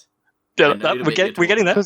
It's the two men fighting, and they're fighting over a woman. Yes. Next, we get to that scene you're talking about here, which is that two men are fighting over a woman, and Von Straub says, "I told them that if they were going to argue like women, they could fight like women," and they're basically like pulling each other's hair and scratching each other on the floor for some reason. And they're fighting over a woman. Like woman. You both don't deserve her. Well, no, he tells them to fight like women. Yeah, no, he tells them to fight like women. You know what you forgot? What's that? No, you know what? Von Straub said, "And since they're not man enough for that, I claim their manhood too. Have them castrated." Yes. Yeah, we hadn't got there yet. Why do you keep saying we forgot it when it's not happened yet? That's about to happen. So he tells them to fight like women. Then he goes, "Haha, you're not man enough. You're fighting like women." Then he sends them off to be castrated and goes, "Hey, Cage, what do you think about the girl?" And he's like, "She's okay, I guess. Send him the girl. You two, go enjoy that bedroom over there." Yeah, so then he just sends off Cage to this bedroom. And then we get another fucking ridiculous scene in the middle of this fucking book. So this one, thankfully... This scene... This is a... Oh god, this scene. It fades to black on it, but it basically... Thank God for that. Yes, it's basically... Before fading to black... It's fridging. Oh yeah, it goes... Well, maybe, a little bit. It goes, alright, I'm going to enjoy what I'm going to do here. And then it's like he walks over and there's like some torture device. It's so much more ridiculous than that because she says, "You can do whatever you want to me, Marshal." And Cage says, "I will." And then it fades to black and he's like washing blood off his hands. No, it doesn't do that. Because you can do it, you like me, Marshal, but the way he just... the female's hand is hot and clammy, and I can feel her blood rushing through her veins. Her heart pounds as fast as mine. It goes into some really uncomfortably graphic detail of her naked, her generous breasts. I can sense I think I probably did block out all this. Yeah, I'm pretty sure both of you collectively worked out that this scene is sleazy and it's incredibly uncomfortable, and it had me asking, how the fuck is Gav married? It made me ask questions of Gav Thorpe I really didn't want to. So this was the moment when I was like, this book is truly, truly something special. Yeah, well, this is the point where we cut to black, and it turns out, and like clearly, it's obvious that Cage is like murdered her, very badly. It's like it describes it as if bloody she's just been cutlery. atomized in the room. The whole room is just that was it. That was it. Bloody there you cutlery. Go. It's basically like he carved her to pieces and like spread her body parts all over the room. Yeah, it describes. I can't remember the exact word, like how it describes it, but it describes it like the whole room is just a bloody mess. Yeah, so we're getting crazier and crazier as we continue, and any one part of this story that you miss, like the rest of it doesn't going to make any sense. Like if you don't see, if you miss the part where he gets made marshal, it's like how the fuck is Cage suddenly like the leader of the security of this fucking place. If you miss the scene where he like has the entire fucking argument with Laurie, then you're like, what has happened? This is completely off the fucking rails. It is a thing where it turns out that Von Straub knows that the guy he's working with is with the Inquisition because he wants to escape because Yarrick has no breeding. He knows Yes, the guy he knows the guy was the Inquisition. He knows that the plan was for people to come and assassinate or check him out, and he wanted to escape. He knows all of this. He's still like an evil nut job and frankly not fit to live, but that's okay because from his perspective, whatever, I'm going to do what I can to get out. He's just, I will do whatever it takes to get out. And he's working with the Inquisition in this case. Except apparently, this guy who's working with the Inquisition apparently can't get word out about it at all. Whatever. He seems remarkably lucid, doesn't he? And then there's a scene where Cage soothes Von Straub for betraying Armageddon to the Orcs. He soothes him, did you say? Tell me. Yes, Well, you did the right thing, I say to him, soothing him with my soft tone. Like you said, you would have died. You have to look after yourself. Precisely, Cage, precisely. You gave me Acheron back and the nobles flocked here. Like, yeah. So, I mean, the interesting thing there is, like, Straub seems remarkably lucid. It's meant to be a parallel. Cage is paralleling that he's like Von Straub. So Von Straub he's both lucid when it comes to his own survival, but then also everything around him is like this. It's like Alice in Wonderland. It's this really weird, like almost cartoony madness that's inflicted on him and everyone around him, and yet he's also entirely lucid when it comes to his own well-being. I mean, as Jimbus sort of alluded to, he says his reasoning behind this is like, if I leave and rejoin the Imperium, it'll be fine. They won't execute me. Like, Yarrick and his fucking as you said, Yarrick has no breeding. I'm a noble. They wouldn't bother. They wouldn't dare execute me. Like that kind of like weird mentality. He sort of thinks that he could just like slip back into the Imperium and they'd be fine with that. Mm-hmm. And of course, at the end of that chapter is Demon Voice. There's only one player on my team, and that's me. Just like old times, looking out for number one. Frag the Colonel of his mission. It's time I put myself first again. So then we find out that then it's like, oh, the inquisitorial guys actually tried to arrange things so that the team can come in subtly. I'm gonna ruin that. So he goes. Oh, and you gotta know. You gotta point out that most the orcs. Here's an interesting thing. Almost this entire chapter is done in italics. So almost this entire chapter is done in Demon Vision. You say that. I'm going to point out the whole thing is written in Demon Vision, but it actually wasn't consistently kept in italics when it was supposed to be. I noticed this. It was very annoying. Like, if you're going to have this and have on my copy, that entire chapter's stuck in its It's my copy. The whole chapter wasn't italics. I definitely noticed except for a part of it that should have been that wasn't. Was it like a slightly more lucid part? Was the idea that maybe Cage was like, no? I'd have to check. I don't want to. Oh no, because here's the thing: the scene where it's lucid is the scene where it all gets revealed by who the fuck is Ohabes? His name is Gideon. He has a second name that's something like that, but Gideon is his first name. Yeah, he's the guy who's sent. So, well, let's get to that. So, first off, we get, I think, the only scene where I've ever seen, I'm just going to, where we get to see one person who's trying to enact a plan, and one person like obnoxiously make it go wrong by just like existing being annoying. The only time we see that from the perspective of the guy who's obnoxiously obstructing the plan. Yes, yeah. So he does. So that. Von Strent, isn't it? Who's like the Inquisitor contact? Yeah, he basically has a setup, and he's trying to help the Colonel and the Last Chances. And Cage leads the orcs, and I think Von Straub to the meeting point. So who is that orc, by the way? Is he like famous as well? Because obviously I know. I don't think so. I know the other guy. He's an orc. I can't remember what his name is now. But I didn't. Gazgul, yeah, I know Gazgul, and I don't know anything about this guy. He's like his right-hand man or something, supposedly. He's that guy's minder, enforcer in this hive. He's the guy he's sent to babysit Von Straub and make sure he stays an orc asset. Yeah, he's like Von Straub's minder. But Cage wins over his approval by headbutting him in the jaw. Yes. Okay.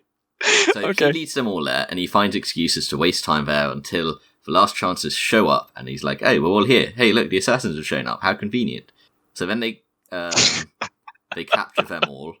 I think at some point here, in the process of capturing them, Gideon like tackles Cage or whatever it is, and he's like, Cage, I'm sent by the Inquisitor to like look after you, whatever, and like you're possessed by a demon, you have to fight it. And then meanwhile, the Navigator in the background pulls up his scarf and like nukes the entire fucking room with like with the warp sight. Doesn't he look at Cage and like get horrified or something? And then he's like, "Demon!" and screams at him. Yeah. He does. But here's the thing: it's after that scene that the italics stop, demon vision stops, and it's the moment that. Shut up, listen hard. You're a psyker. You've been possessed by a demon. I'm a soul guard, an earthing rod for psychic energy. When you're away from me, a demon will try to come back. You must fight it. Believe me. Try to reveal your will and soul. And this is the moment that Cage notices his hands have turned into claws, talons. Yes. Yeah. He's physiologically mutating. Suddenly, he's got he hit him with scissor hands. So I wanted to talk about this. Just like this brief moment of something interesting to talk about in the middle of this train wreck. Is this a blank or null? Is this like a proto? No, blank or he null? says he's something else. No, he describes himself as something else. He does, but he doesn't describe himself as a soul guard. Yes, but he an earthing rod for psychic but. energy. Okay, yes, but he doesn't describe himself as that in comparison to a blank or a null. Is this a first iteration of what a blank or a null is in the lore? I mean, quite possibly, because in the description at the beginning, he's described in how I would imagine a null being seen from the warp's perspective. Yeah, it kind of feels like that, because I know a lot of like stuff about blanks or nulls is like they sort of soak in warp energy rather than get affected. But then there's also the scene that is the end of the chapter is so straight out of like a dumb movie, because here they are, they're lying there, they could kill them instantly, and so what does he say? These are the assassins. Lock them up. We shall deal with them later. It's literally a monologue from a bad movie. Yes, it is time for the Army of Liberation made its mark.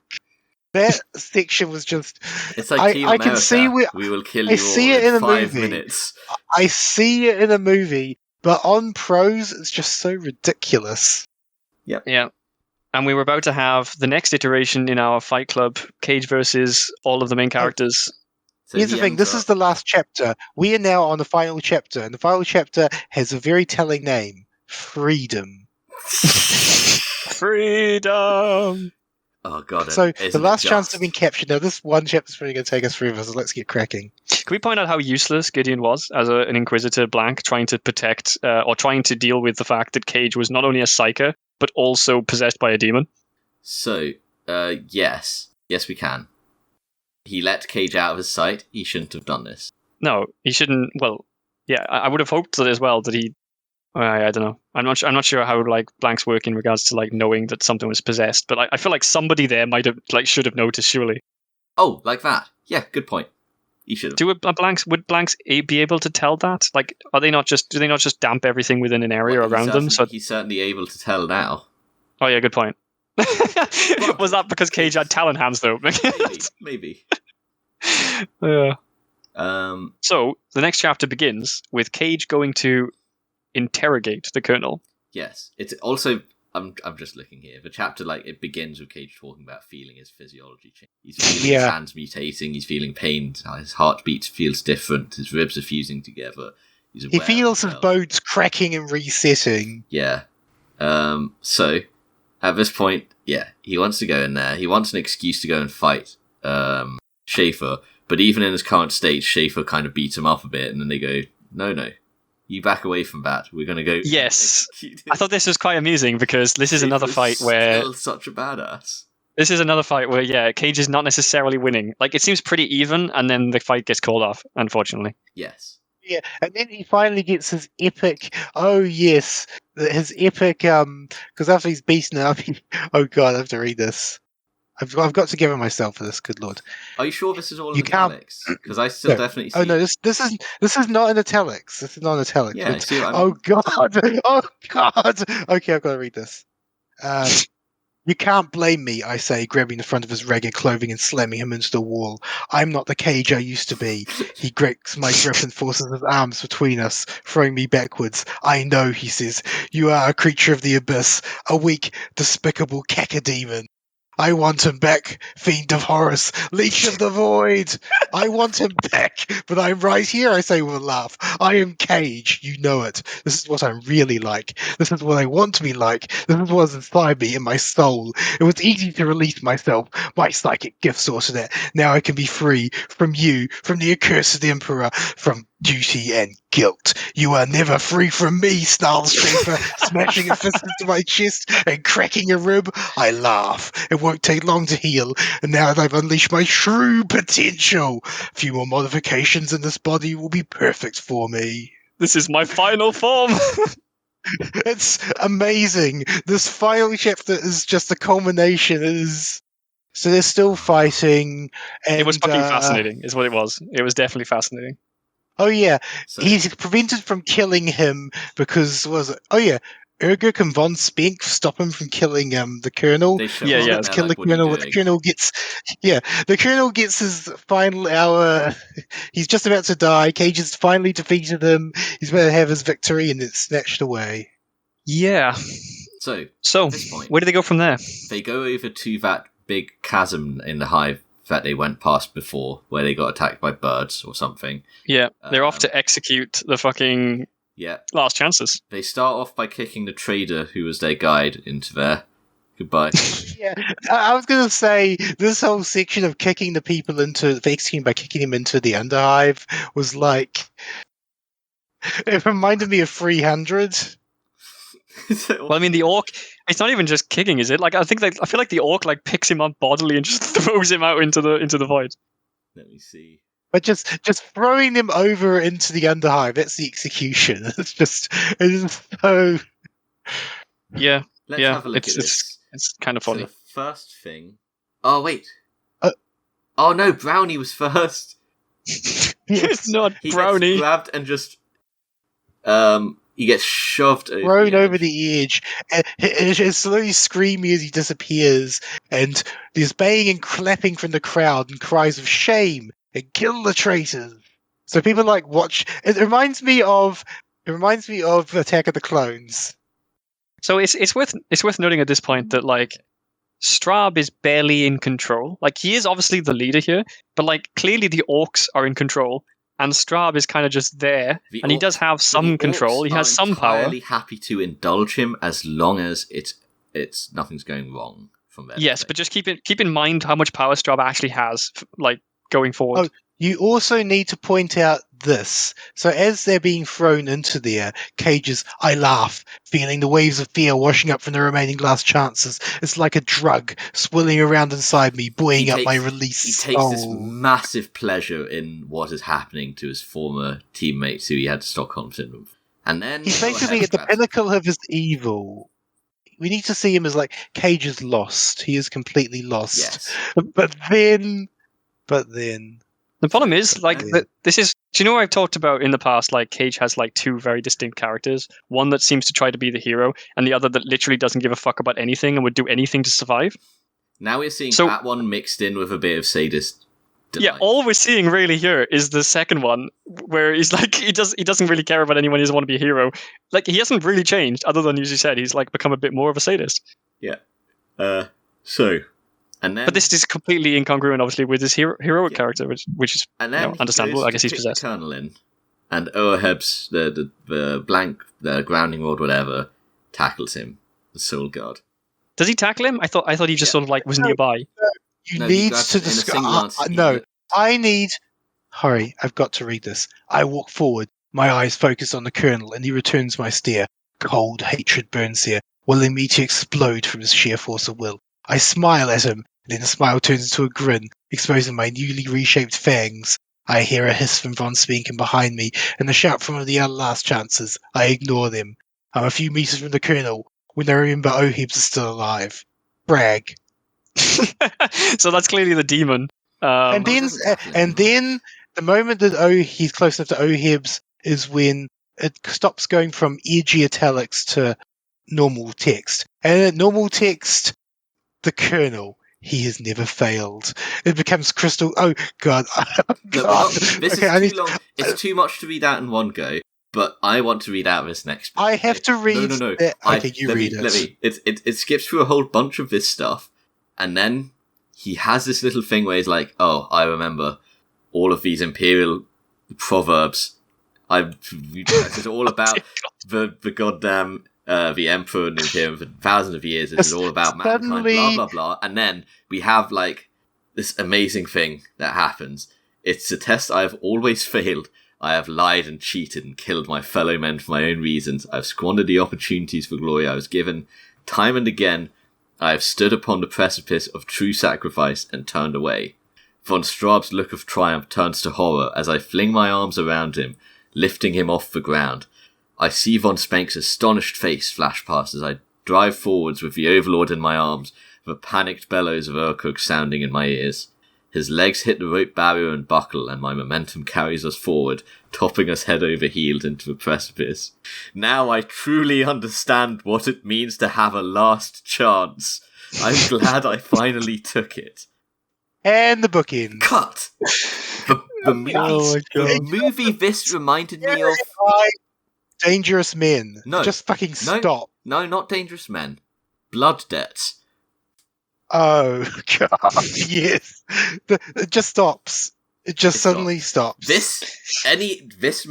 talk about Abnett, his books just ending, and we talked about in the William King one how it ends and then has its, like, bookend afterward. This is an end. It just cut right there as our protagonist murder-suicides the assassination target, who wasn't actually just an assassination target. Like, they could literally have just all worked together to get him out of there. Well, except that he sabotaged that himself. Yeah, the reason I mentioned it earlier is, like, what do they actually accomplish here? Because... But here's the thing. It's spelled out very explicitly what Cage accomplished here. He redeemed himself. He saved his soul.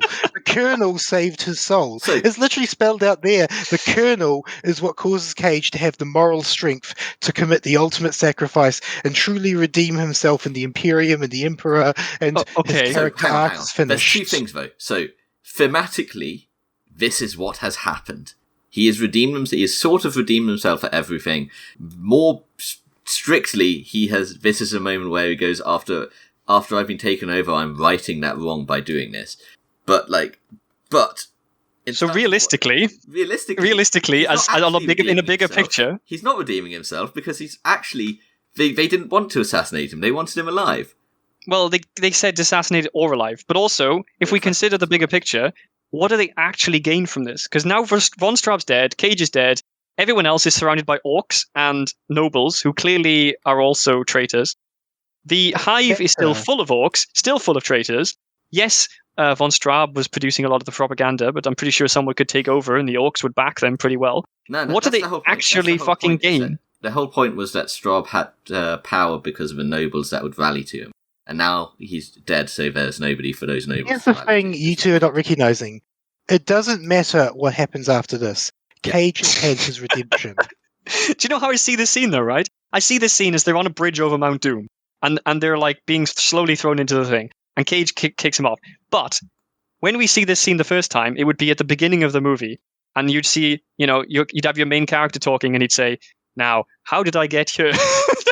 I bet you're wondering how I got into this situation. And then after this point, you should then have a scene showing how they exited it. But it doesn't matter. I think it's probably better for it for not trying to do Cage's story, it's first person. Literally, the story ends when he dies. Yeah. Well, are we supposed to have Cage's ghost describe how Schaefer escaped? Yeah. Also, interesting to note is that now there is a fourth book that was written like 2 years ago.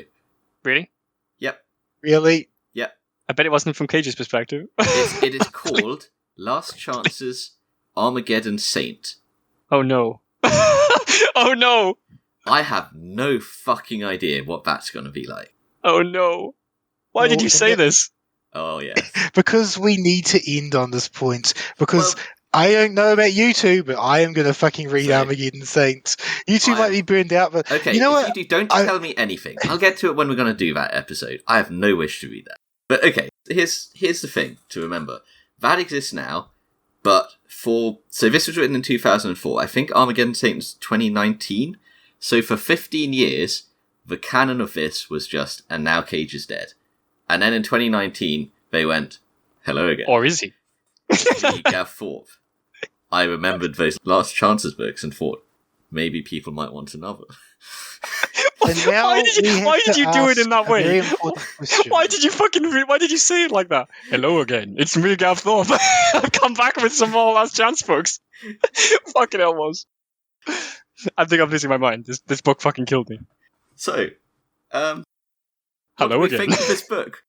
It's me, Gav Thorpe. No, please no. What do we think of this book? I can't possibly say anything about it. This book I don't want to should say never anything. have been I'm moving written. on. There are scenes in this book that should not have been put to paper. No, you know what this is? This is, This makes Good grief. Cold Steel look like a well-rounded character. yeah, but this is the culmination of his trilogy. He has led Cage up to this point. Now Cage has redeemed himself and his story is complete. Yeah, that's... I get the impression Gav Thorpe was honestly quite proud of this book. I think he was proud of what he did. And I hope he wasn't. No, I absolutely guarantee you. In fact, I'm now going to look up what he has to say about Armageddon Saint. I'll check his blog. Okay, how do we feel about it? Do we recommend it? I already made you two read it. On its own, you can't possibly read this. The problem is, an additional problem with this book is if you were going to read this, you'd have to read the other two first. Yes.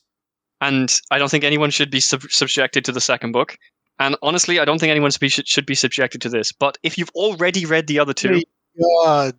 At the bottom of his page on Annihilation Squad, there's a line. If you've written an awesome review of Annihilation Squad, I'd love to publish it here. Please get in touch with details. Thanks, Gav. Just send him this entire video. Has anybody... 5 reviews like him a fucking... Just link him the video. Are there reviews? There are no reviews at all. One review of Annihilation Squad on this page. There's a link to the Goodreads page, which... Oh, wow. Do you want to read some of... Fun book. Randomly picked up, not realizing it was the third book of the trilogy, but you don't need to read the previous two or the short story to get the gist of what's going on. I would imagine the previous two books are the same, but constantly there is a new book. The 4th entry in the series, releasing in the next week or so.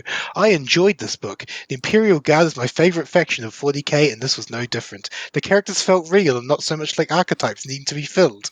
I was genuinely shocked when certain events happened, but I'm curious how I would have felt if I had read the previous 2 books first. The action scenes were well written. The tone of the book was consistent. One gripe I did have was the last 15% of the book just happened at such a breakneck pace, I felt like it was a tad rushed, but it didn't tarnish my opinion of the book as a whole.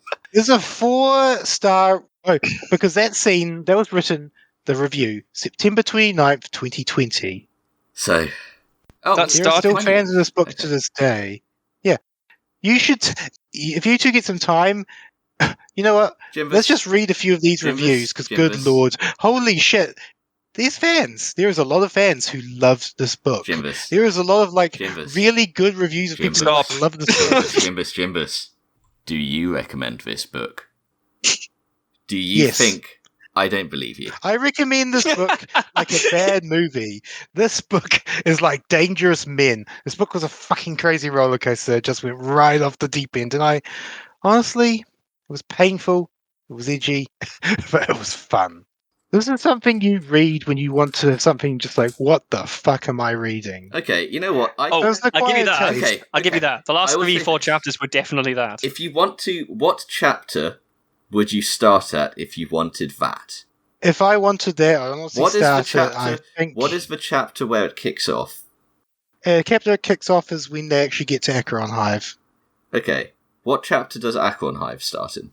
About the 14-ish? last third of the book. 14 is the pipe, third? and then they get in. It'll probably be 15. Okay, so I'm going to say, if you want to read something batshit insane, you can pick this up and just read from chapter 15. Don't read the rest of the book, because you won't have fun with the rest of the book. The thing is, though, like it doesn't. recommendations- It's not as batshit insane without the previous shit. I don't know about that. Well, I mean, it obviously will be very crazy out of context. It's only slightly less crazy with context. I just don't think anybody should suffer. I was fascinated by some of the book, and the rest of the book was a dreadful bore and a slog, and I don't think anybody should suffer that. I don't think that the fascinating bit at the end is worth that. I don't think that... Nah, I can't in good faith recommend... Look, this is a bad book. It's a bad book. It's definitely more fascinating than some of the other bad books in Black Library, but it's... like... I could only recommend it if you've already read the other two. If you've already read the other two and put yourself through that second book... If you read the first book, you shouldn't put yourself through the second book. If you've read the second book... I'm glad Thorpe used this opportunity to take the novel into some truly dark territory. If a series about condemned prisoners is the most awful universe imaginable, can't go dark. If you enjoyed the second book, you deserve the third book. Bluntly enough, a fair chunk of Black Library's fan base is shit taste. These aren't high art books, and they're not trying. Some of them are trying to be. Some are trying to be more than they're not. Gav Thorpe isn't trying to be anything he's not. He's not trying to be high art. He's not trying to write a story that would be published by someone else. He's writing something that Games Workshop fanboys will buy and consume. Here's the thing. He's only been able to write one series of books outside of Black Library, and from what I can tell, those books did not sell very well. At the end of the day, I forced you two to read them. How do you feel? I feel bad. Then I have won. God damn it. I honestly, I think it was probably worth it just to see an example of what the fuck was going on in your head when you were describing these books before. We were right to read them, but fuck you. reading through the three, ladies and gentlemen. I think everyone should read this book. This is clearly a work of art. It's a masterpiece. This is a book beyond compare on people. Yeah, I guess. I mean, clearly Gav Thorpe likes and enjoys writing sadistic work. So maybe that's the whole point behind it. It is an act of sadism to make you read this book. In which case, we all lost and Gav Thorpe won. I know. I know, and you assisted him. You assisted him. You know what? We, the readers, are Cage, and Gav Thorpe is Schaefer. Look at what he's done to us. He's convinced the whole generation to read every book he writes. He writes a new limited edition Dark Angels book, and people flock out and buy it. He's basically created his own fan base by mentally torturing them to the point where they can accept nothing else but his books. Well, you're absolutely right, though, because the problem is now I'm fascinated enough that I want to know what the fuck Armageddon Saint is about. I'm not. I'm fascinated, but I'm not that fascinated. We'll get to it at some point, but yeah. By the time we reach Armageddon Saint, we're going to have forgotten we ever read The Last Chances, like the vast bulk of people who bought those books. I fucking hope so. We're going to have to relearn these books. Okay. We're going to read Armageddon Saint to get context for the previous three, because we're not going to reread them, are we? No, God, no. No, you know what? I don't need to read. I am not going to need to reread these. It has burned into my brain. But can we just... Yeah. Well, I'll be... Okay. We need a conclusion to this. How do we end our discussion of the series? We end by talking about what's next, and what's next is Eisenhorn, which I'm looking forward to. We are going to be reading a set of Eisenhorn books, which is it's the first omnibus, but also a few audio dramas. So basically all of the Eisenhorn stuff that is in one Eisenhorn block in the reading order Abnett provides in the Madros. He's provided a reading order that he thinks is the right narrative order to read these in. So starting off, we have the audio dramas Master Imus's Transgression and Regia Occulta. We then have everything from the Eisenhorn Omnibus plus a short story. So we have the novel Xenos, we have a short story Missing in Action, we have the novel Malleus, we have two more short stories, which are Backcloth for a Crown Additional and The Strange Demise of Titus Endor, and then we finish up our Eisenhorn series with Hereticus. So I'm looking forward to that. So these are the first books that we're reading that I've actually read before. So I'm going to go back and have a look again and remember what happens. But yeah, I've actually read these ones before, as opposed to everything else we read. That should be good. I'm also going to say, with these episodes being over, we are opening up a Discord channel that people can join if they want to discuss stuff or see updates on new episodes or see what's in the pipeline. So there'll be a link in the description for that. If it's on when we get this up on platforms other than YouTube, I'll figure out a place to put that link. But yeah, there'll be a Discord open up for that if anyone wants to join and just see what's up. So yeah, Sounds good. so I guess until next time. See you next time.